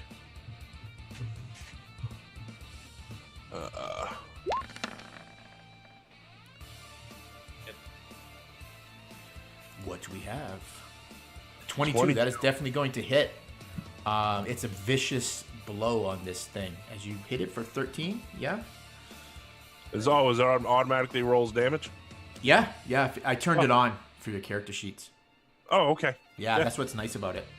All right, so 13. I got to do maths here real quick. So yeah, you slam into this thing, right into its side, and it your blow is mighty, and it rocks this thing. You hear ribs crack, and that is it. Unless you're gonna do a bonus action. Yeah, I'm gonna do action surge. Oh, perfect. So I'm gonna attack again.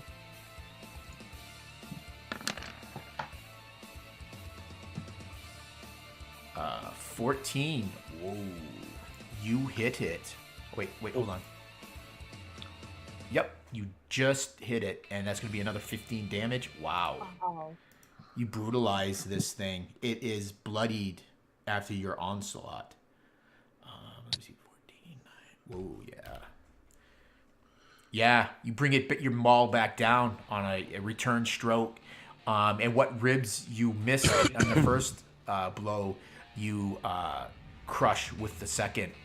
The side of this great wolf kind of just caves in. You can hear the sucking, wet sound as it draws in air, as blood starts to fill its lung. Awesome.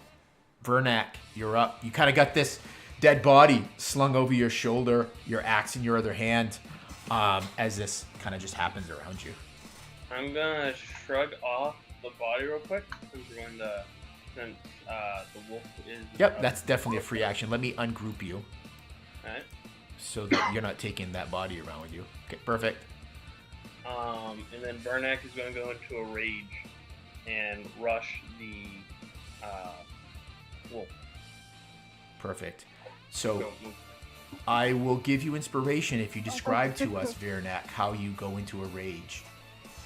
You see him put both of his hands at the side, one gripping his great axe.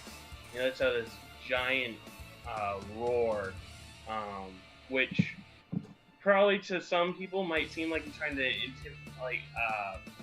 mimic a bear, but he doesn't do it as well. Yep. And that's basically how he does it. Perfect. Yeah, you definitely can close that distance and do the damage. I'm gonna double check real quick on your macro for your attack, George. We'll just put there. I'm going to do a reckless attack. Roar.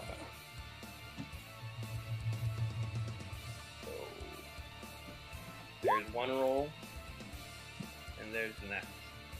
Woohoo! Ooh. So 22 would be my.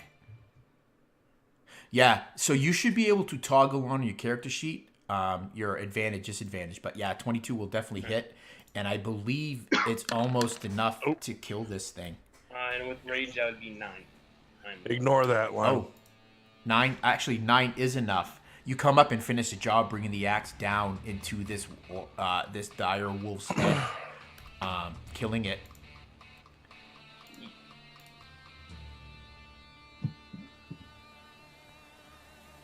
Perfect. Renard.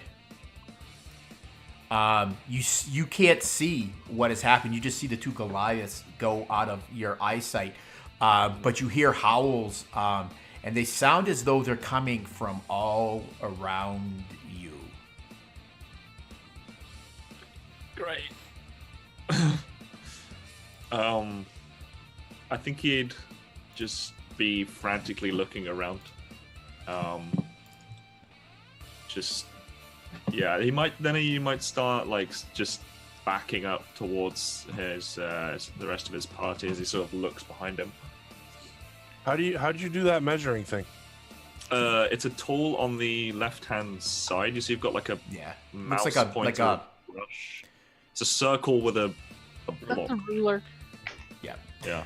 So really quickly, so what you did, Charlie, is when you put strength on your weapon and then you put 3, it was adding an additional 3 points of damage. Oh, okay. It automatically factors in all that stuff. So how many times did you hit it? Twice? Twice. All right. So sadly, what you thought was a killing blow, Viernak, is not. It actually is still standing. At the last second, what should have cleaved this dire wolf's head with the axe, it moves at the last second. So you take a bit of its head and ear, you cut through it, shearing it to the bone, and it starts to nip out at you. Now it is Renard, your turn. Yeah, so he'd spit around at the sound of all of this, the howling around, and slowly start sort of backing up away, probably like carefully backing up. So probably just like half speed. Yep. So you go 15 feet. So 1, 2, 3, like get to about there. He's like facing away out into the rest of the woods. Lionel, were we heading this direction? Yes. Yeah, always consider maps oriented north, south, east, west, unless marked otherwise. But I will probably never do that because that just drives me I'd crazy. rather ask. I don't want to assume that I always know north from south. That's a lot of initiatives you're putting up there, old Yep. man. What death and destruction do I see bounding my way?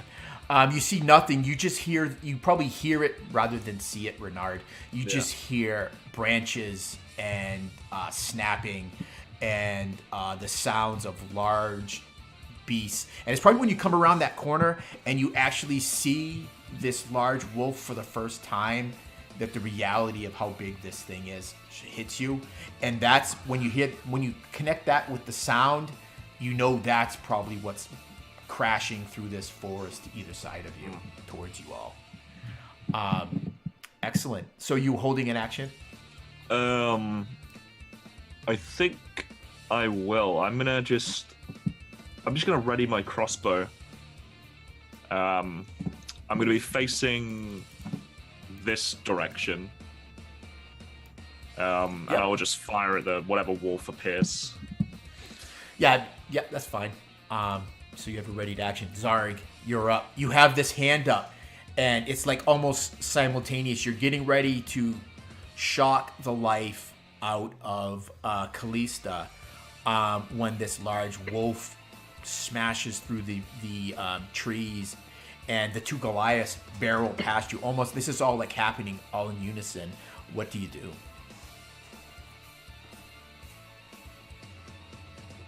Well, I imagine there's those big eyes on Callie as you're about to end her life. Well, because the DM interfered, I will not inflict wounds on her. Whoa. I will I kick her. didn't interfere. Yes, I did. Yeah, you did. I will Thank you. just kick her out of the fucking way. And just Yeah, make you people push look. past her. the magic kind of, you don't lose the spell, but Then I move next to Renard and look at him and say, "We should flee, Renard. I don't trust enemies all around us." perfect. So are you ready in action or something? No. I'm going to defense. And I'm going to go to dodge action. Oh, excellent. You are a dodge action. Perfect. And that would bring us to Callista. You see the magic kind of dissipate on Zarg's hand, and he basically muscles past you, which pulls your hand free, empty from his pouch. Yes. And Callista is going to dart to this tree and climb.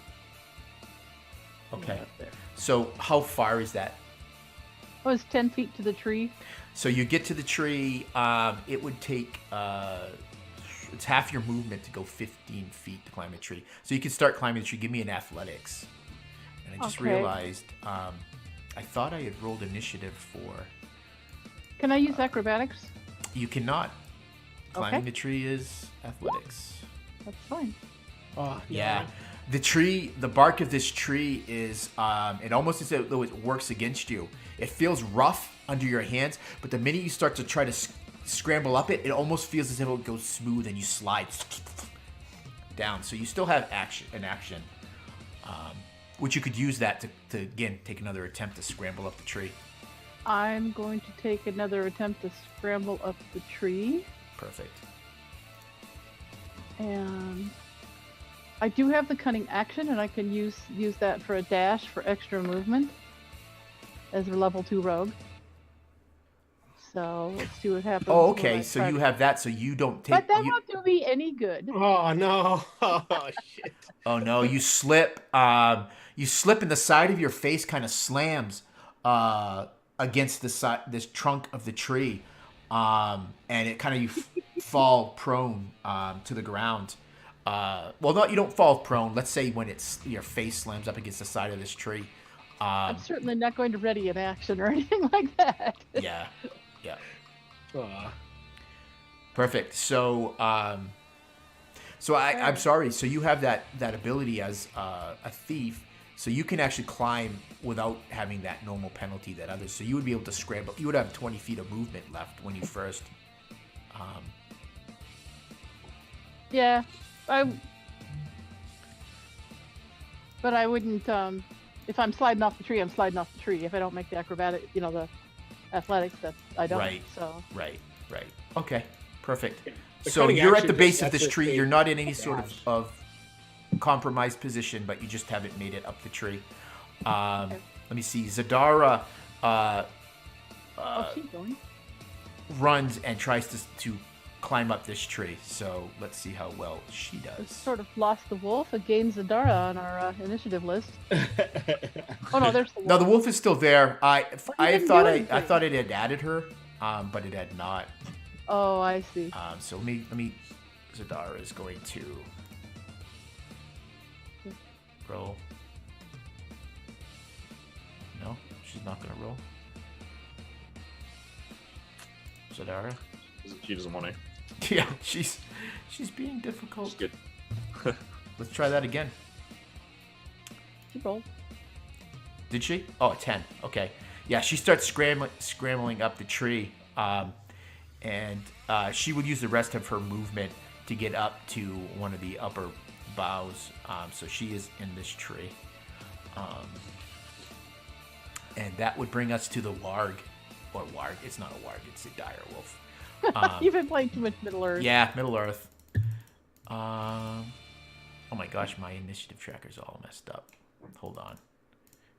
Oh, There we go. There's nothing wrong with saying warg, but Yeah. they're intelligent versus the dire version. That's the only Yeah, difference. yeah. So let me see. It has two juicy targets in front of it, and it will attack the one last to hit it because it's a wolf. So if it's attacking me, it has advantage because I did reckless. Yes. So you will take. It's a 24 will hit you, and you will take 5 piercing damage. And I need you to make a DC 13 strength save at advantage because you're raging. Yep. Let me match that. I take 5 points. Yeah, because it's halved. Yep. And then you want a strength save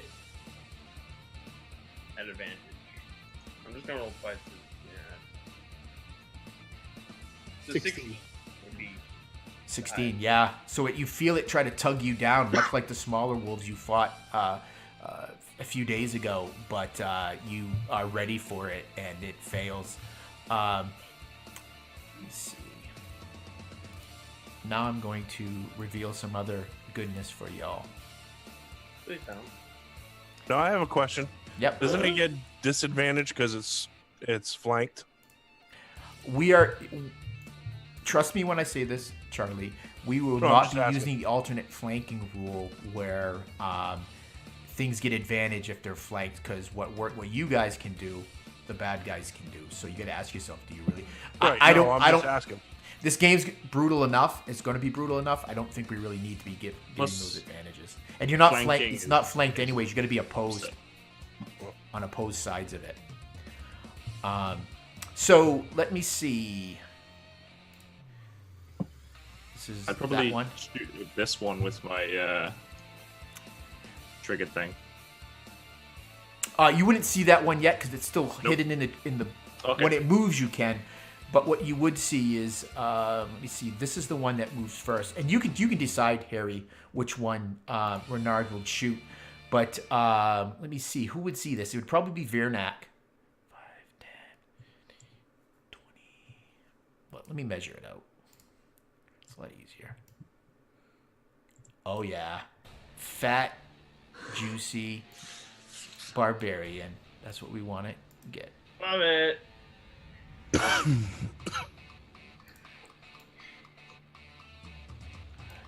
And it attacks you with, I believe, advantage.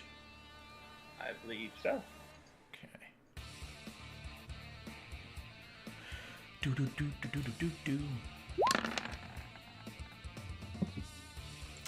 So a 17 for 3 more, and I need another DC 13 strength save, please.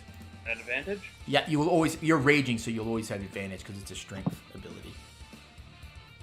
Yeah. So again, this one tries to pull you down, but it's not able to. And that would bring us to George. You're up. All right. I am going to swing at my wounded one that was almost dead. Mm-hmm.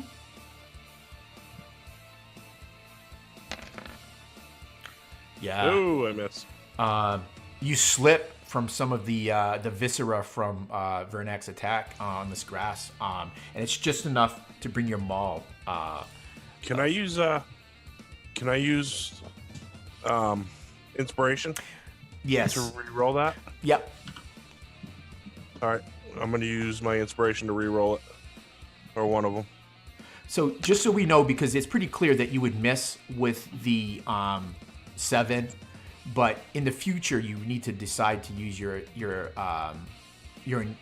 inspiration before I tell you whether you succeed or fail. But that's pretty obvious that you would miss with a 7. Right. But your damage, we'll just use that damage though. So you're gonna do 13 points of damage, which is enough to kill this dire wolf. You finish the job that the two of you started, and you smash its head with a sickening All right. crack. Can I still use my movement? Yep, you have movement. Now, just so you know, so the wargs that I revealed on the map are not seen by anybody. They're still in the woods, with the exception of the one that rushed out at you. I mean, you can hear them coming from those directions, but you can't see them yet. Yeah, I'm going to move right there. Perfect. Excellent. And that would bring up Zadara. Zadara is going to fire her hand crossbow at this thing. And she will hit. This tiny bolt strikes into this thing. It doesn't even look like it notices. And she's yelling something in a language you don't understand. You do, Zarg, because you speak Undercommon. She's yelling, "Get up into the trees, you fools!" But you're unfortunately the only one that understands that. The rest of you just hear this long string of, if not for the vitriol behind it, would probably be almost an elegant sounding language. And that'll bring us up to this. You see this large wolf burst from the trees line and start running towards you, Renard. I would not see it coming. You would. You would facing the other way. You would face the other way, but you would hear it, and you have peripheral vision. Like, oh shit! Yeah. I'm not. I don't think he'd be able to take the attack. He's not a skilled guy, so it'd probably just reach him, no problem. Okay. And it does, and it will try to kill you. Murder me. Okay. 15. That just hits. Yeah. So it will hit you, That is and a I lot need of that damage. DC 13 strength save. Maths. There we go. I can do maths in my head. So Renard, you're distracted as Zarg runs up to you and he says, "Quickly, you must flee." And as he's saying that, Zarg, and you're looking at Renard, you see this large wolf break from the trees and run at Renard. And he kind of grabs onto you and allows him to keep his feet as this thing brutalizes him. And then we'll go to this guy. This lucky guy breaks from the tree line, bounds over. I gotta measure. Ooh. And it rushes at you. And it's leaping, its mouth open to pull out your throat. But it's going to have just enough that it needs to use its action to close the distance on you, Zarg. And then, and they rolled really well on their initiatives, by the way. This one breaks free, and I will measure for that guy. And he will do the same. He will close the distance on you.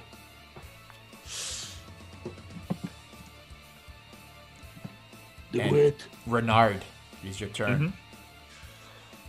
Oh shit. Okay. I think in a panic he would forget about his normal moral qualms and just burst forth this torrent of blue flame towards the guy that just like slashed across my chest. He needs to. I'll just click the button. Did that work? That's a strength save, but I think it's a dex save, isn't it? No. I clicked the spell, but it made a noise, but didn't actually roll. Yeah, just click it again. I will click that again. Let's see. Where is it?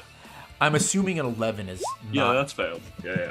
So I'm gonna fail. It'll fail. So that's actually 11 points of damage because I treat the 1 as a 2.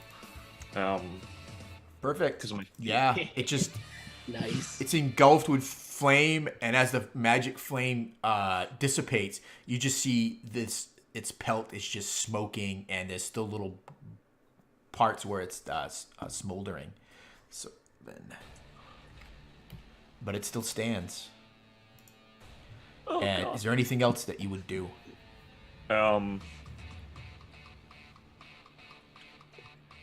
I'd probably just like shout to Zarg because I think he said earlier, like 3 seconds ago or something, we need to leave or something. Just like it's a bit late for that, Zarg. But if we get out of here, I'm definitely worshipping Talos. That's one way to get a convert. Definitely. Yep. All right, Vernak, it's your turn. You're not gonna move, Bernard. You're gonna stay there. You would take I 2 don't attacks wanna of invoke opportunity. If, opportunity attacks because I will die. Yeah, and these are just animals. They would.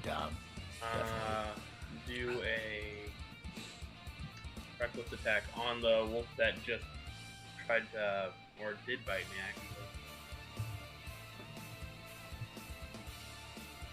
Switch to advantage. While he's doing that, So one of the things you would see, George, you would see that one that burst out from up here and charged at Zarg. You would have seen that with your peripheral vision. Okay. 11 damage in total. So what? 11 damage in total. 11. Right. Perfect. It is a sizable hit, but this thing is a sizable creature. It's not enough to bring it down. You doing anything else? No. Zarg.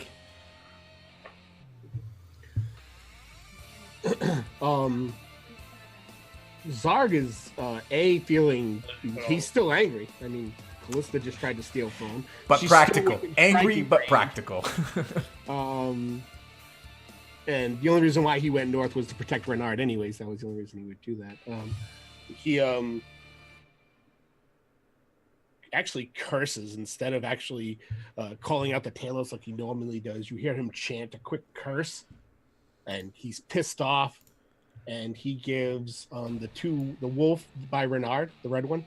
Yeah. He banes him. Oh, okay. So he banes the red one, he banes the green one, and he banes Callista. All right. He banes Callista. So that's is there a save attached to that? No. Really? No. Yeah, it's no save. No. Yeah, let me give you I'll give the spell card so that way everyone can see it. So, so you did that one. What was the other one? Red, green, and Callista. Red, green, and Callista. Okay. Perfect. So they must make Christmas Christmas saving Oh, throws. sorry. Yeah, it is a Christmas save. Yeah, So my make a bad. charisma save, and I might end up taking off. Let's do this one first. So Callista made it. Yeah, Which is good. that's a 1. Good for her. That's good for her. Yeah, you feel the magic.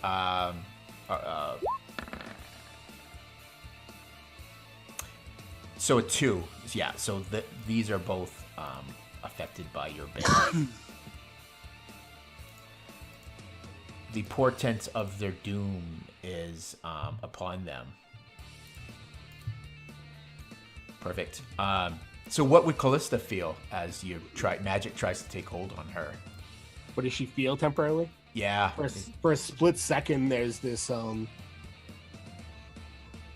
hint of electrical energy that comes up from the ground. It hits the bottom of your foot, like strikes you through your boot, and begins to creep up your body, but then kind of fades as your own natural resistance is blocked it. Perfect. And are you doing anything else, Zarg? I am Oh, Renard, you're in the way, my friend. You need to learn to move quicker. I would have just flat out died had I moved. Well, if you moved one to the left, I would be in better position to help you. Fuck.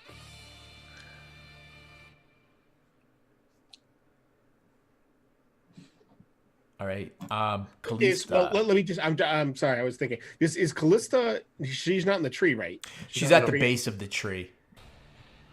Well, Renard, I'm gonna run through Renard, causing an attack of opportunity if that guy wants it. Yep. So we'll do this one. A 14. That's a miss. Okay, yeah, it snaps at you but misses. And then I go to shit. Well, you can't actually run past Renard, but you could, because he's in combat. So. Okay, so I can go down and around him though. Yeah, but that'll be another attack of opportunity from this one. All right. He's not care about that shit. He's just trying to get in a position where. All right, let me roll a d4. Actually, will a 20 still hit you? Yeah, 20 will probably going to still hit you. So you are going to take 6 piercing damage, and I need a strength save from you. Nice. Yeah, you notice when it comes in, he throws out his gauntlet to kind of intercept some of the damage. Yep. And then suddenly his armor, all the copper on his body lights up, and electricity shoots out at him, shocking the wolf. Oh, perfect. As I make a strength check, because he still can take me down. Yeah. A 9. I think I go down. Yeah, So you intend to move there, but you're actually pulled prone right there. Yeah. And how much damage does this wolf take? Let's see. He has to make a DC 13 saving throw. Okay. Which Dexterity. okay. Sorry, dexterity. It does not. Oh wait. 11. No. And that's with it's also minus 1d4, so yeah, it 1d4 fails. minus. Yeah. So it'll take exactly. 7 storm damage. So this lightning lances across this wolf. Perfect. So yeah. Let me see, Callista. Actually, yeah, but I could go down to here, right? That's where I was going to end up. No, you were pulled prone. Well, you better. But you have movement left. You can use your movement to get up, and you can move there. I will do that. Yep. Yeah, I will stand up and go there if that is allowed still. Yep, perfect. Certainly. Callista. I know I've said this, like, this is the third time. I mean it this time. You can actually have a turn now. I know, right? Yeah. Fuck Callista. John's kind of like, wait, one more. Sorry. Wait. What are you going to do? Encounters are deadly. You need to be careful.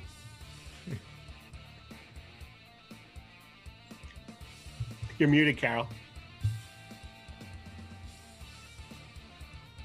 Still. Carol, you muted. You're still muted, buddy. You're muted.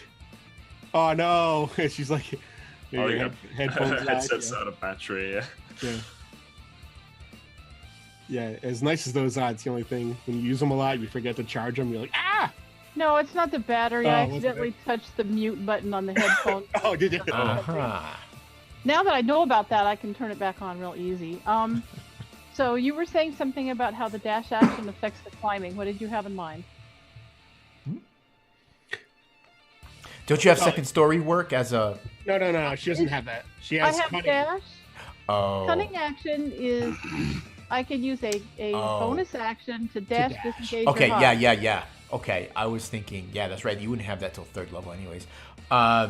Yeah, so you could actually use your bonus action to do any one of those. But how would dash affect my climbing? Would I get the full height? Like You would full be able to distance? scamper up to 30 feet up the tree as I can. as your I have move. 35 feet of movement. Yeah. No, but who knows how big the tree is? So I would need to roll an athletics for that. Yeah, Yes. to try to climb the tree. Yep. Yeah.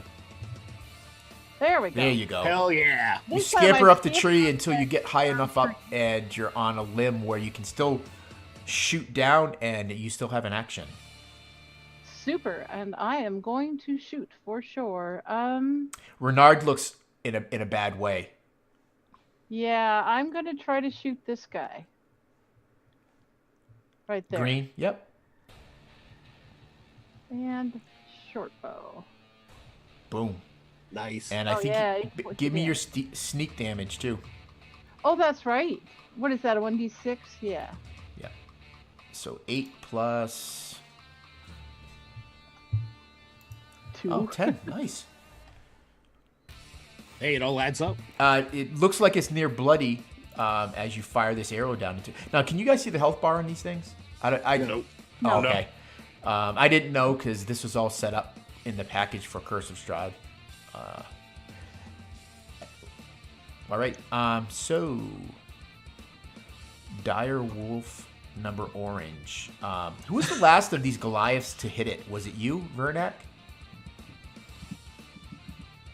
I think so. Yeah, I think so. Yes. All right. And it will have advantage to hit you with a 20. Is it natural 20? Oh, wait. Yeah, a 20. It's not a nat 20. I would be all gleeful if it was a nat 20. It's a dirty 20. Say goodbye to that. So you're going to take testicle, yeah. 5 points of piercing damage, and I need that strength save. So anytime these guys hit you guys, just know you're going to have to make that strength save. What? My Goliath ability. What about it? He can reduce damage. I think he's trying to. Yeah, he wants to use All right, so Stone that Roar or you whatever. Stone's endurance. endurance. So what is that? That's a D12 12 The plus, D12. plus. plus your Constitution modifier.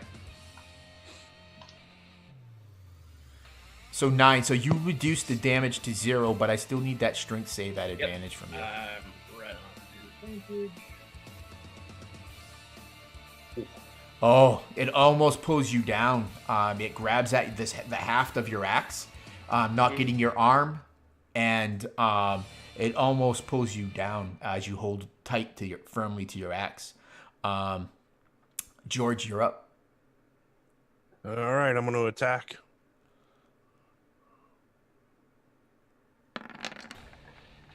That will hit. Awesome. And Smash.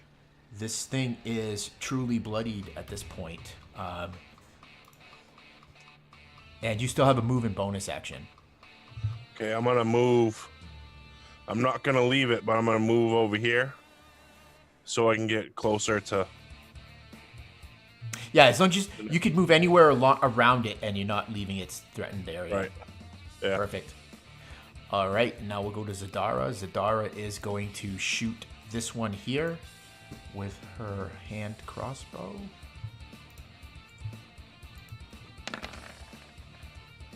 And she misses. She fires. She moves. She slips a little bit on the tree. The arrow goes just wide. And that brings up this one, who tries to take you down, Zarg.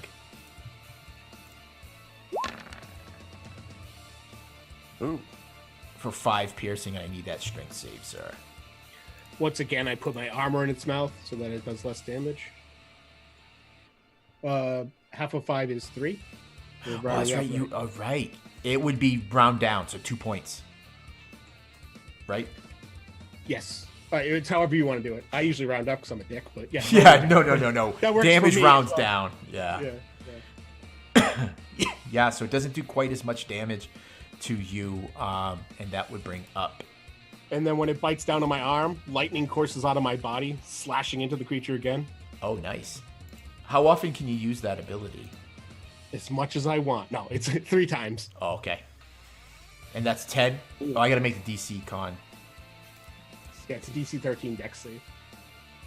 Shoot. That is going to be... well, let me roll a d4, because it could potentially save.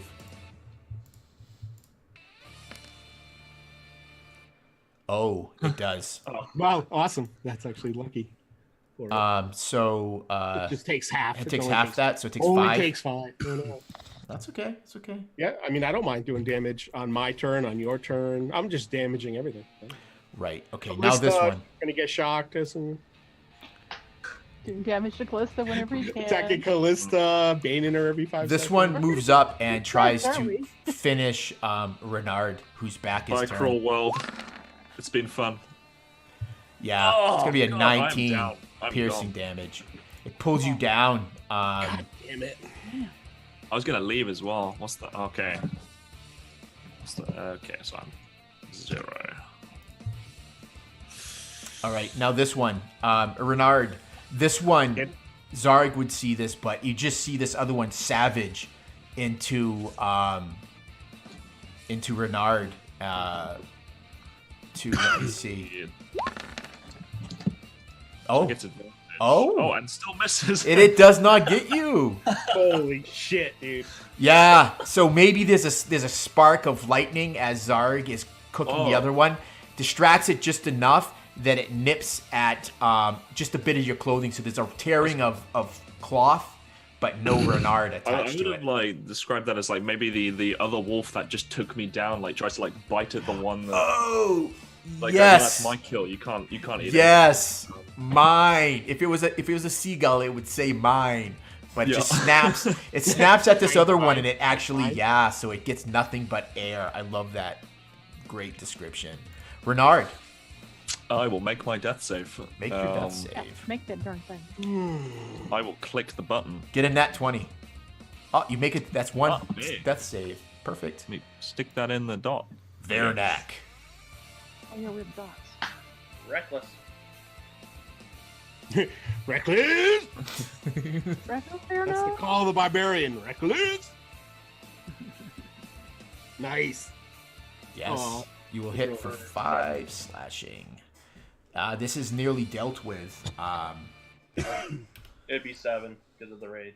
Oh, So an extra 2. he's even more nearly dealt Even with. nearly. Yeah. Exactly what I was thinking. Also the We're nearly too much dead. alike, John. Too much alike. Yeah, way too Are you doing anything else, Verdak? You still have a move, and I think your raging. Is your reckless attack a bonus action? Actually, we'll figure it out later. I don't want to slow things down. Reckless is just part of his attack. That's Yeah. Yeah. Do you you have a bonus and a move action?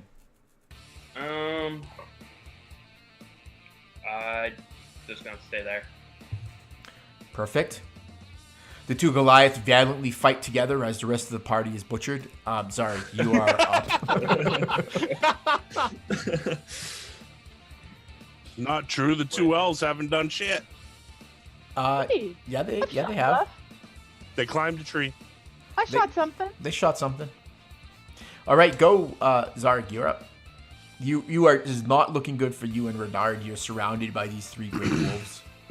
Yeah, there's no fear. I'm not afraid. I Nice. feel bad for Renard because he's gonna die, but it's nothing I can do, man. Renard. I can only No, do no, so you know, much. Just kill them. Kill them. It's cool. I will step over Renard's body though, and can we say that nothing can attack Renard without going through me first if I'm protecting him? For this until your next turn, we can use that as the help action, and we just give disadvantage to their attacks if they choose to attack. So you think this one, because it's an animal, is probably going to take issue with you getting in the way of its kill because you just saw it snap at the other one. Yeah. So that one's more likely than that to attack Renard because that's its kill. This one is probably likely to attack you because it is a wolf. Yeah, I mean, my objective is to get them to attack me. I don't care if I have to like do a full instead of attacking or doing a spell. I'll do Yep. a full dodge action if that helps to protect them. I don't know what. Well, it would be the help Like, action. yeah, It would just be the help action. If you use the help action, I'll let you impose disadvantage on them to attack Renard. I have one other question before I do anything. Yep. If you're in the mode where you're doing death saves, can you still cast spells on that person, or are they? I mean, technically you can cast heal spells, and I understand that. But if I cast a protection spell, like a shield spell on him, would that shield spell still be in effect? Geez, that's a really good question. I don't think I've ever had anyone ask that before. And I'll tell you why, just so you know, so we're on the same path. I have Sanctuary as a spell. Oh, Sanctuary would work. And if I were, if I'm stepping over him, I would reach down and touch him to put him in Sanctuary, which gives everything attacking him disadvantage as long as he doesn't attack. Yep. Yep, you could definitely do that. For You certain. feel like that's fair? I Yes. don't want to like use the rules in a weird way that doesn't. No, sound I right. think that's sounds cool. well within the way rules can be. That spell could be used. For All right, so sure. yeah, so as I step over him, I yell, "Rah! Telos!" And then I kind of place my hand on the ground, and when I do, right next to Renard, like electricity kind of courses out, but instead of it just going out in different direction, it creates this bubble over him for a split second, Yeah. and then it just static around him. You notice his hair is now sticking up like mine is because I'm still staticked out. Perfect. And then that's my action and my spell casting, and I will hold my thing waiting for someone to hit me. Perfect. See, Callista, his turn gets shorter and shorter each round. So it is your turn. So the green one probably looks the most obviously damaged and injured of the 3. Yeah, so this one's right down below you. You would have to be shooting right straight down on it. This one definitely. Because that's the one I Actually, shot the other before. 2 probably look like they've been damaged. They're kind of like little motes of smoke still coming off of one, and then there's like courses of electricity and scarring. But I on mean, the I other side. shot that one before, Yep. so I know I put a good arrow in him. So I'm going to try shooting him again. Sounds like a plan. And I'm going to use my inspiration on that Okay. before you say anything. Use an inspiration. Oh, that didn't help. Yeah, you fire your arrow. You steady your breath, but even that, there's a lot happening down there, and not wanting to hit Zarg, or even more. Well, maybe you want to hit Zarg. I don't know. But not wanting to hit Renard, your arrow flies wide, shatters off of the. Well, it doesn't shatter. It just gets into the earth. Probably. I don't want to Stark take would your probably arrow away. hear her muttering curses under her breath up there. All right. This wolf here, you start moving around it. George, and it nips at you. Oh, that was almost a nat 20. You were so lucky. It was nat 20 on my dice, and then it goes to a 14, to a 19. Does a 19 hit you? Oh, you're actually rolling the roller dice? Yeah. I like to see those dice. It's good for the audience if they're watching. Oh, you made me turn mine off because they were slow. Yeah, I do so. It's fine. He's the DM. He can do it. George, does a 19 hit you? Oh, you're muted, bro. That's why I can't hear you. Yes. That's it. You are going to Just take. keep asking if he keeps responding. You are going to take 8 piercing damage, and I need that DC 13 Strength saving throw, please. I'm going to use my Stone's Endurance. Okay. Yep. To try to mitigate some of that damage. Hell Right. yeah. Let's roll a 12. Boom. Yeah. Boom. It just grabs a mouthful of new pants and mail, and it pulls free. Right. Now, what do I need to roll? A strength? DC 13 strength save. Ooh. Ooh. But it does pull you prone. Can I use? I'll use my inspiration to roll again. Yep.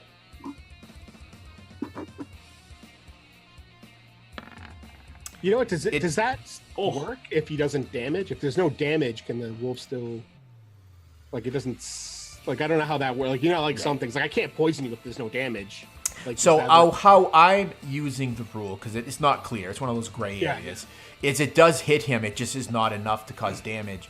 So it is enough to It's pull him like down. enough to grab a hold of my armor, fair. but not That's my fair. arm too. And I just think that's how stone endurance works. It's like the ruggedness of a Goliath just makes it's much like a barbarian can shrug off a lot of his damage he takes. Or you do, Zarg, with this with Using my damage you armor, take, because you know how to use and use your armor to your advantage. But yeah, so you take no damage, and it does not. You say, "Not today, Wolf, not today," and it's your turn. yeah, George says that. Not today, Wolf.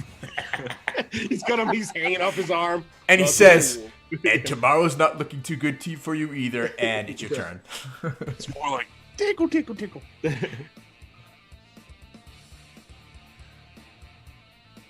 And George. George. So, how bloody does this one look? The one that's just tried to kill you? It's pretty bloody. Very bloody. All right. Well, I was going to go over and help Zarg, but since this one just snapped at me, it's going to be... Yeah, you'll finish it.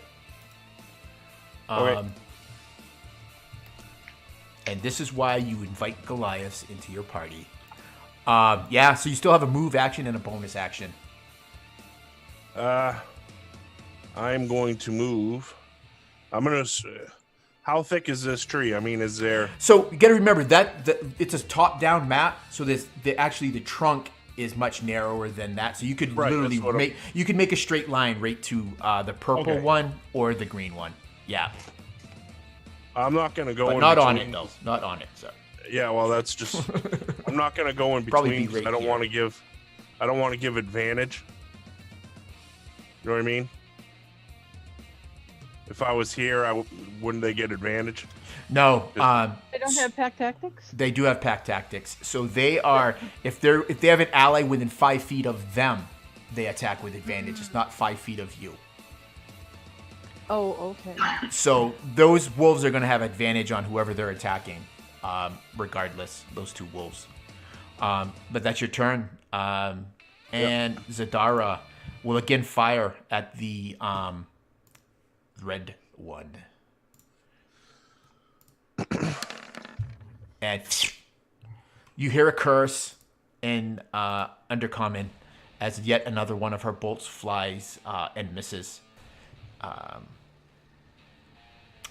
Let me see. And it goes Dire Wolf. This one will attack you, Zarg. And let me see.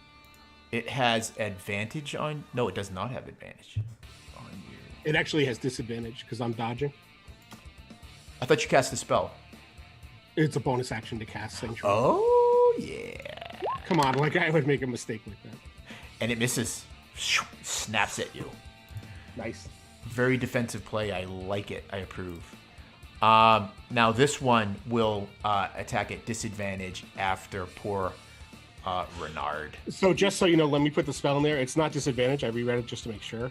Oh, it has to make a wisdom save, right? Yeah. Or wisdom attack save. somebody else. Yeah, DC 13 wisdom save. Yes, Oh. it will attack someone else. So...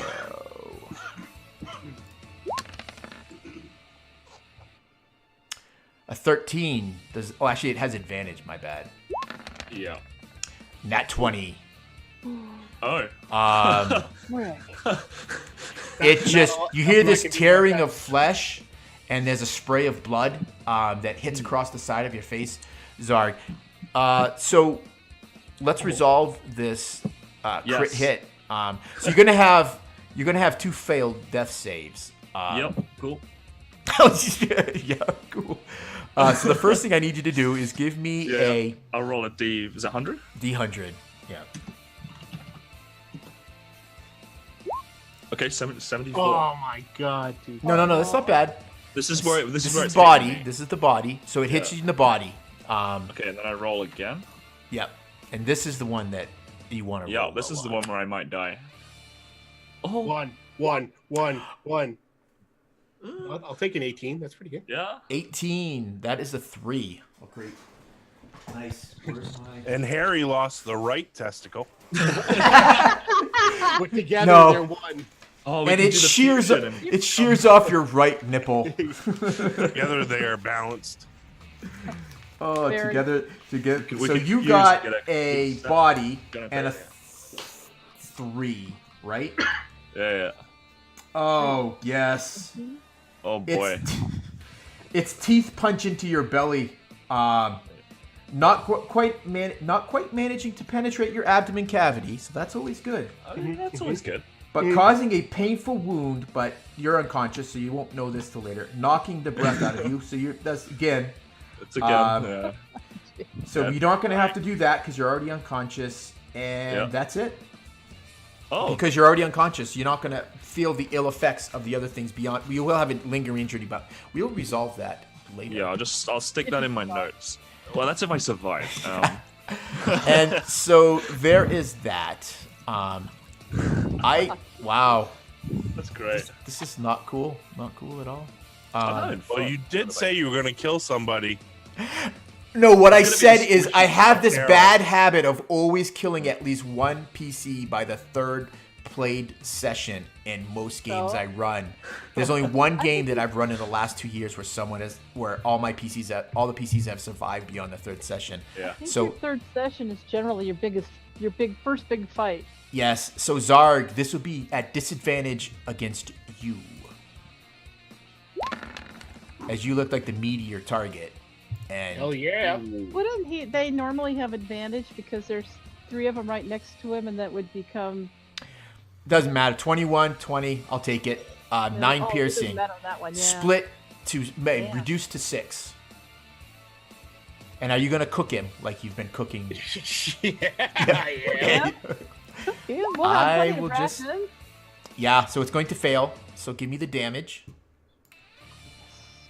And this thing is not smart enough to know, like, hey, wait, every time and it's this one. He bites deep, but it almost works to your advantage as the lightning kind of pierces down, and you feel it because it kind of runs down along its tongue and throat. And you actually even see bursts of lightning break its way along the throat. This thing is very bloody. Yeah, I didn't kill him. No. Which was very bloody. Renard. Which one's very This bloody? is the role of the game. This is the one here. role of me. Come on, Renard. Kill that green creep. Oh boy, I'm gonna kill that green creep by eventually By passing rolling- my saves and standing By back up. rolling a death save and It's up. How the hell, Harry? How the hell does that happen? You're like, and you're back conscious with 1 hit point. Um, eyes Oh my bursting gosh. open. Can I do anything, or is it just I just suddenly go? Well, I think it's at the end of your turn is when you make your Oh, death yeah. save. But you do come conscious with 1 hit point. Little arcs of Zarg's electricity hit you, Yeah. and it brings you conscious. And that's, I think, Renard, where you feel the pain of that. And you have this wolf tugging at your stomach. Right. And you feel like your skin kind of pulling against it as its teeth are kind of ripping across it. Oh, that is so great. Awesome. Bernac, awesome. it's your turn. What a time to roll a 20. Yes, that was so beautiful. Bernac. Thump, thump, thump. You just hear the loud feet of Bernac as he charges that dire wolf. Like a T-Rex running through the forest. I'm going to do Are you going to attack recklessly? maybe. He sees a nat 20 I roll. He's like, wait a second here. That.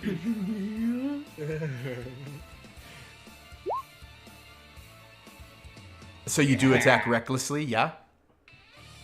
For 10? Yep. Yes, this Nice. wolf is bloody as well. Almost very bloody. Actually, it is very bloody. And as you bring your axe against it, Zarg. Fubar.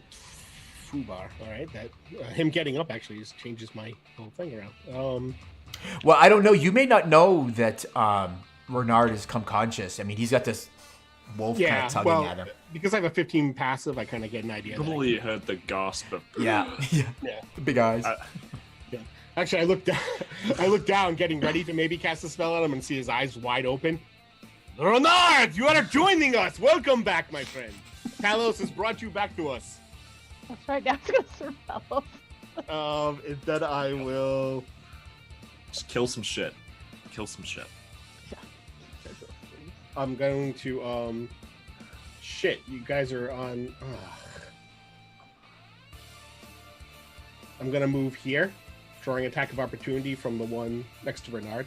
It will take it.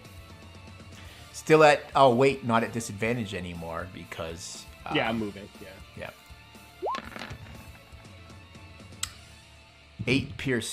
5 piercing damage, and I need that DC 13 strength save, please. Strength save. I'm going to use my inspiration.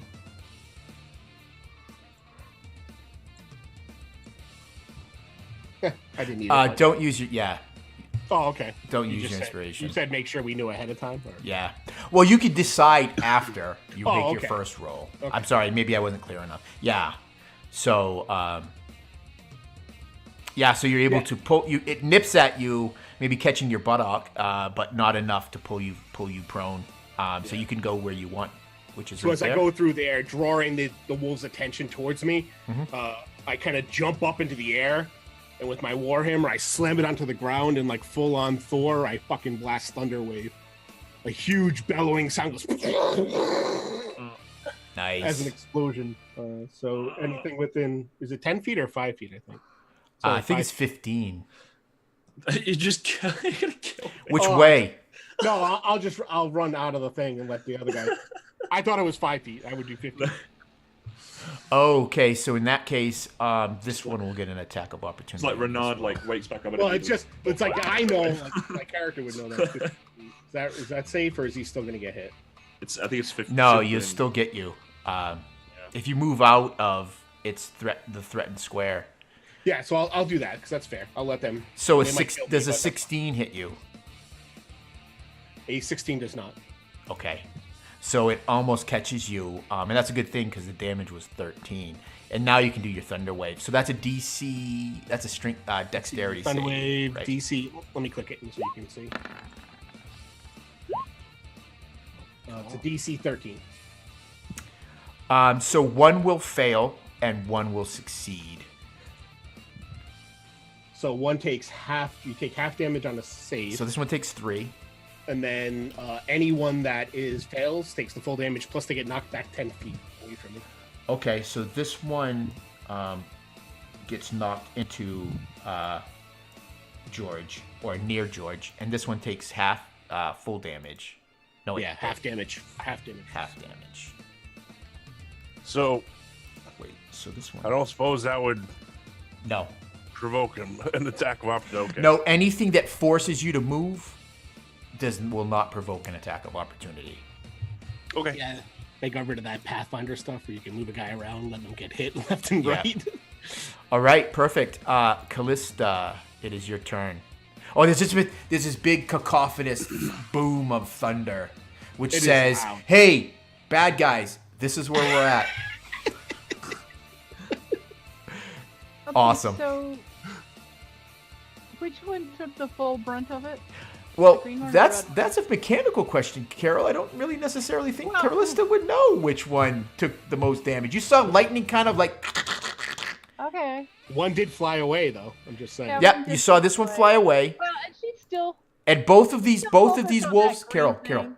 both of these wolves appear very bloody. They got cuts Yeah. and whatnot, all and burns all across their pelts. Well, she's still focused on the green one. If there's no. Yep, obvious- that's the one you've been shooting at. So So she's just going to shoot at that again.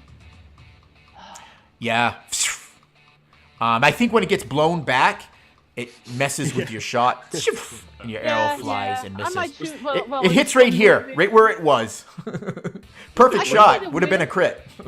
I can see the wind kind of blowing my arrow off too. You know. From All that. right, perfect. Let's see what's still alive. That one is dead, so we're gonna take him out of the initiative order. George, you are up, sir. This thing this large wolf gets blown at you as Right. you take action. So the purple one is still on Renard, right? Yeah. Yep. You see it. All It's right. getting ready to. It's kind of tugging at his stomach. You hear a rip of cloth as his mouth comes free, but it's getting ready to lunge back at him again. All right. And this one has not been hit. It hopefully will be now. I have faith in you. Kill it. One Yeah. thing you're good at is Woo! murdering Good stuff. Murdering poor wolves that are just trying to be wolves. They never did anything. Right. Yeah, so you slam your maul into this thing. And maybe it's second guessing whether it wants to get Renard and maybe wants to get you instead. As we move to Zadara, who is going to shoot the red one. Let's see if she'll miss for a third time in a row. She does not. Arrow strikes into it. It staggers for a second as it's getting ready, as it's turning to face you, Veranak. And let me see, and it's going to attack you. Did you attack it recklessly? You did not, did you? I did. You did? Okay. So it will attack you with advantage. 17. That's a hit. 3 piercing and a strength save, please.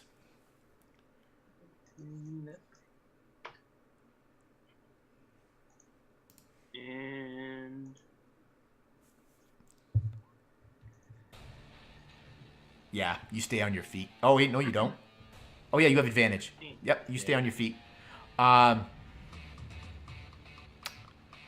So the one that was attacking Renard turns on you, George.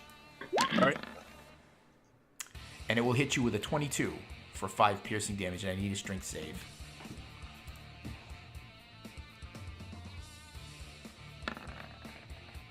That would have been a 19. Yeah, that's okay. You are able to 13 stay on works. your feet, and the other one attacks you as well for 10 piercing damage. So you take 15 damage all up, and another strength save. So down to 8. Another strength save. Yeah.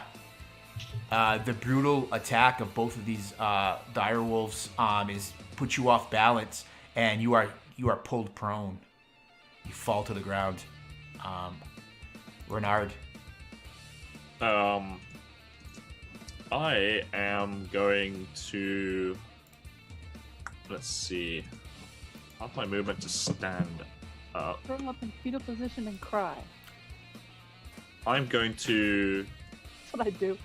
Disengage. No, I'm gonna disengage Yeah. and like commando crawl over to the corpse. Yes. it's like somewhere between like crawling and not fully getting up. Kind of like Because he's too injured to like stand up at this point. But the wolves are now distracted enough that he can like get away. Probably leaving like a nice smear of blood behind him as he crawls away. Yes, I love it. Perfect. Vernak. This wolf looks like though it's hanging on a thread. Not reckless. You finish it. You bring your axe down deep into its torso. And it dies. Howling. Perfect. You have a move action, sir.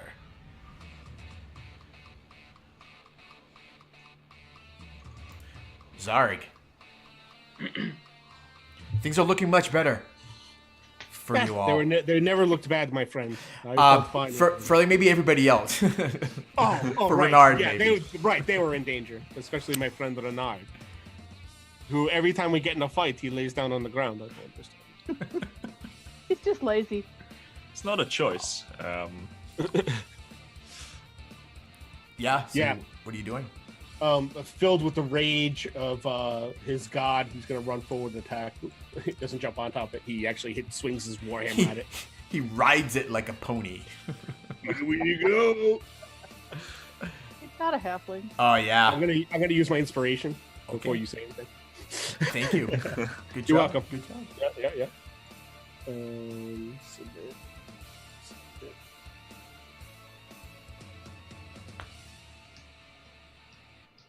Did it not go? Yeah. Roll 20's being kind of funky tonight. It's really roll. Just do it again. I think the right. rolls are getting Okay. lost. Oh, that was weird. Okay. It just Yeah. popped out. So you So I still swing miss. wildly. The fervor of your god is coursing through you, and you swing wide. Green juice. Callista. The wolf you've been shooting at is still up. Yes, and she's focused on that thing. Yeah. And she aims it, and she shoots her short bow. Nice. Oh, she's gonna hit it finally.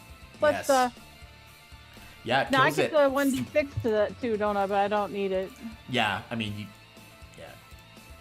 it's enough. So to she kill finally manages to put down that green wolf. She's like, Yeah. yes. Oh, you know what it is? Because George just got pulled prone. It's just getting ready to lunge and tear out his throat when your arrow goes right through, Nice.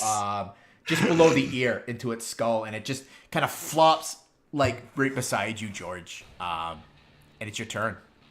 You are prone, sir. All right, I'm going to use my movement to get up, Yep. So you use 15 feet of movement to stand. and then I'm going to attack the purple one. Yeah, it's the only one left. Two-handed ball. I can't believe it. We're all still semi-alive.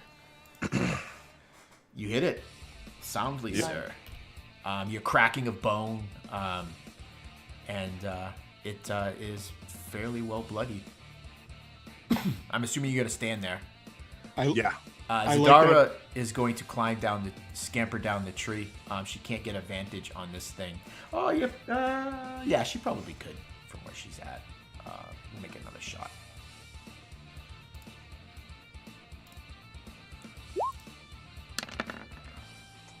Nice. Holy smokes! Nice shot. She gets max damage. What is that? Max damage for her? Yeah. Oh. And she's pissed. She's been shooting all these little bolts and been missing. It's not enough to take it down, but this little bolt that she fires from the small hand crossbow disappears into the wolf, and that will bring us up to that one's dead. That one is still alive, and let me see. It will attack George, I guess. It will not do so with advantage because it no longer has friends. Be a normal attack. Wow, we have pack tackets. Yeah. 12, so it misses you. There's just too many enemies around it now, so it lunges at you, but it's wide. And Renard. Oh my god, I'm alive. I think I'm gonna do the most thematic thing I can do. Still like surging with the, I guess the blessing of Talos. He's gonna reach out, lightning forming along his arm, going out, firing out of the tips of his fingers towards this wolf. I'm gonna cast Witch Bolt. Yes. Hell yeah. Which bolt? Yes. Oh yeah. Still. So from this kind of withered, dried branch that you have, lightning forms along it. And what color is the lightning that Renard?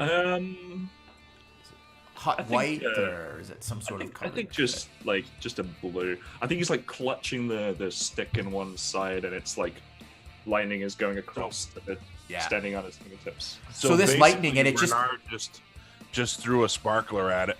Yeah.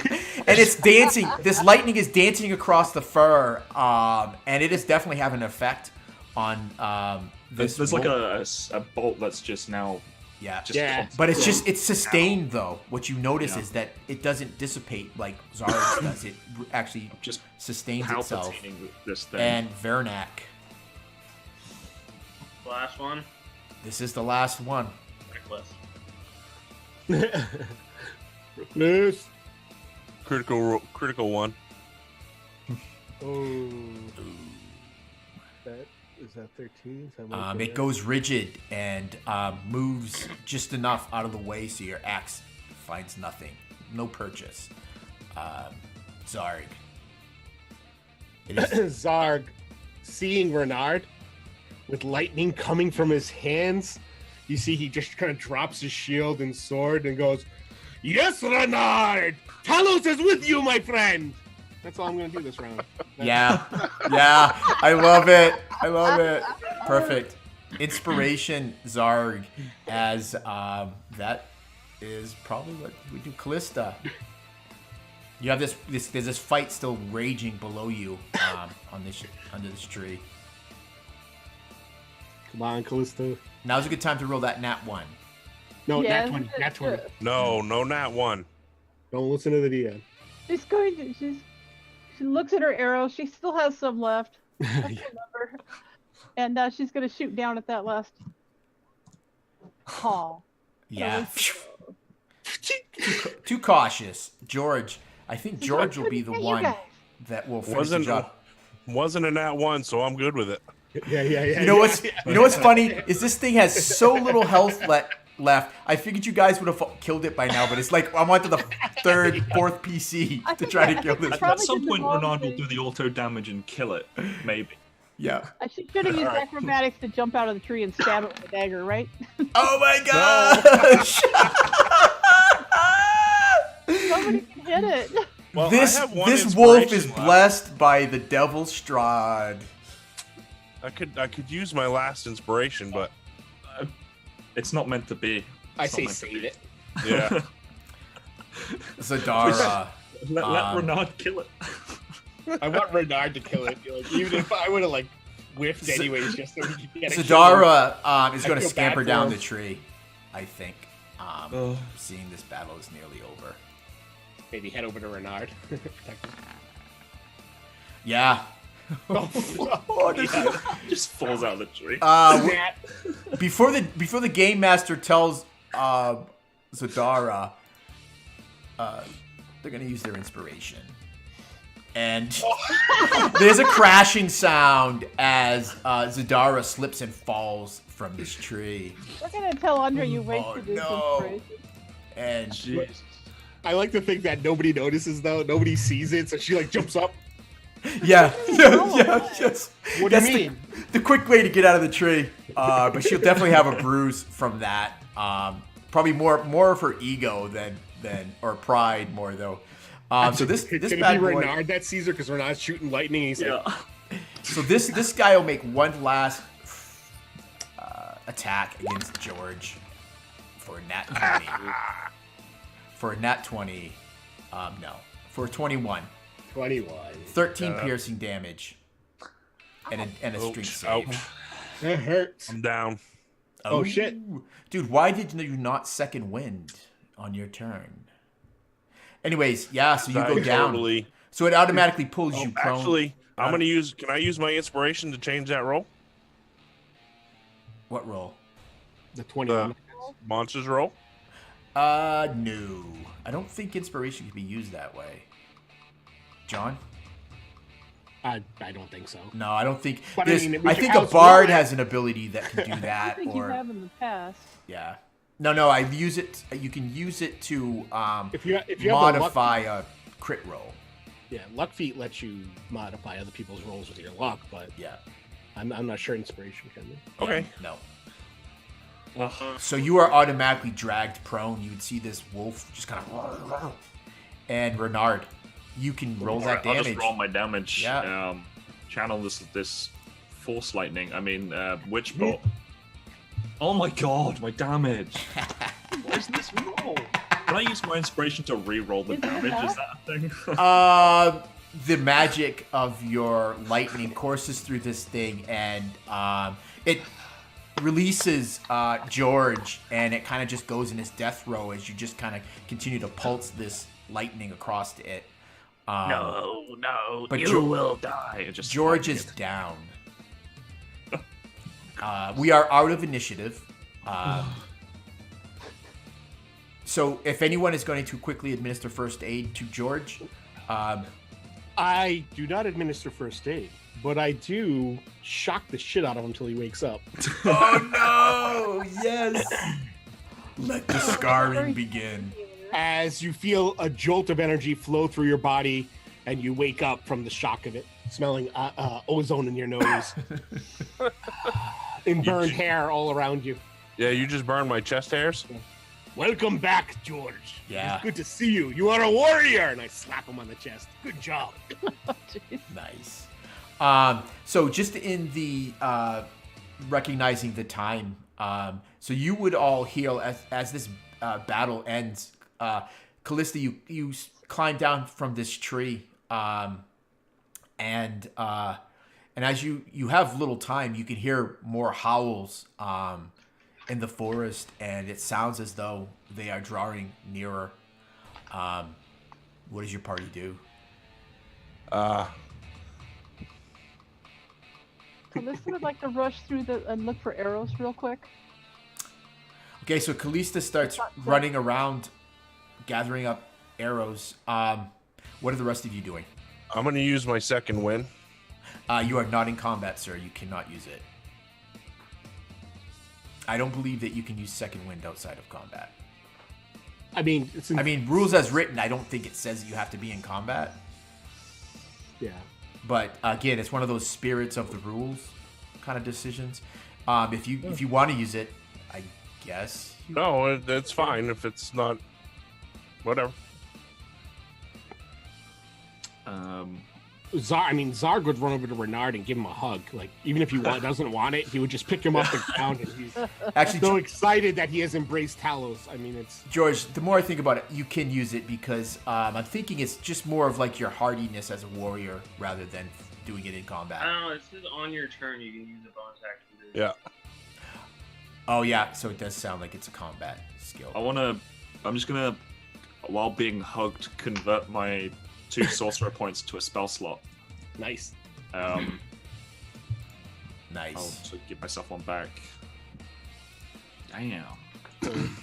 Raw for arrows is you get half back at the end of the combat if you search, but I don't know how Lionel's doing it. What I do is you roll like a d6 for each arrow you fire, and your evens are arrows you recover, and odds are arrows you've lost. Whew, that's a lot of rolls. She fired a lot of arrows. Yeah, but that's what's nice about roll 20. You can kind of group them all. Oh together. yeah, you could just roll them all at once. Yeah, you could do like whatever. So how do I roll? Just slash roll, then the number of arrows. Yeah. 66. Okay. Yeah. No. Which ones I keep? The odds or evens? Evens. I find the evens. Okay. Wow, that is... You I regain get one two of them arrow. back. Oh wait, 2 arrows. 2 arrows. 2 arrows. Woo, Well, that was- better than none. Yeah. But it's been Damn. done. Yep. Okay. Someone kill that She's crow. in a hurry. She grabs a couple arrows. Well, we get ready to you go. see most of the crows are gone, but with the battle ending, you see a couple starting to light back onto the branches around you on these trees. I'm like, my friends, let us get out of here. Deernok, get that little guy there, the dead one. Yeah. Bernard kind of looked at the body. Perfect. So you grab the body, sling it over your shoulder, Vernak, and you guys make as quick of a pace as possible further along the road. And I think that's when we will fade to black on this session. Well done, guys. That was a tough fight. I really did not expect you guys to toe-to-toe it, but well done. Thank you for playing. It was a great session. A good way, I think, to really, truly start Curse of Strahd. Get the fear going, the blood pumping. And I'm feeling good that I think I have broken the curse that kills a player in the third session. Yeah, it we was might me make to it to the break fourth it. session. Yeah. I don't know. I haven't dealt with Callista yet. Yes, true. that is going to be our opening scene for session 2. I can't wait. And But Callista guys, starts, they go down the road. But I didn't mean to actually steal anything. I was just curious. Save the role play. Carol, Save we that will role role play. play You that gotta out hope. next I session. gotta wait. I want to thank my players for playing, and I can't wait to do session 2. We'll see what happens. Is session 2 next week? It is next Sunday, same time. I will not be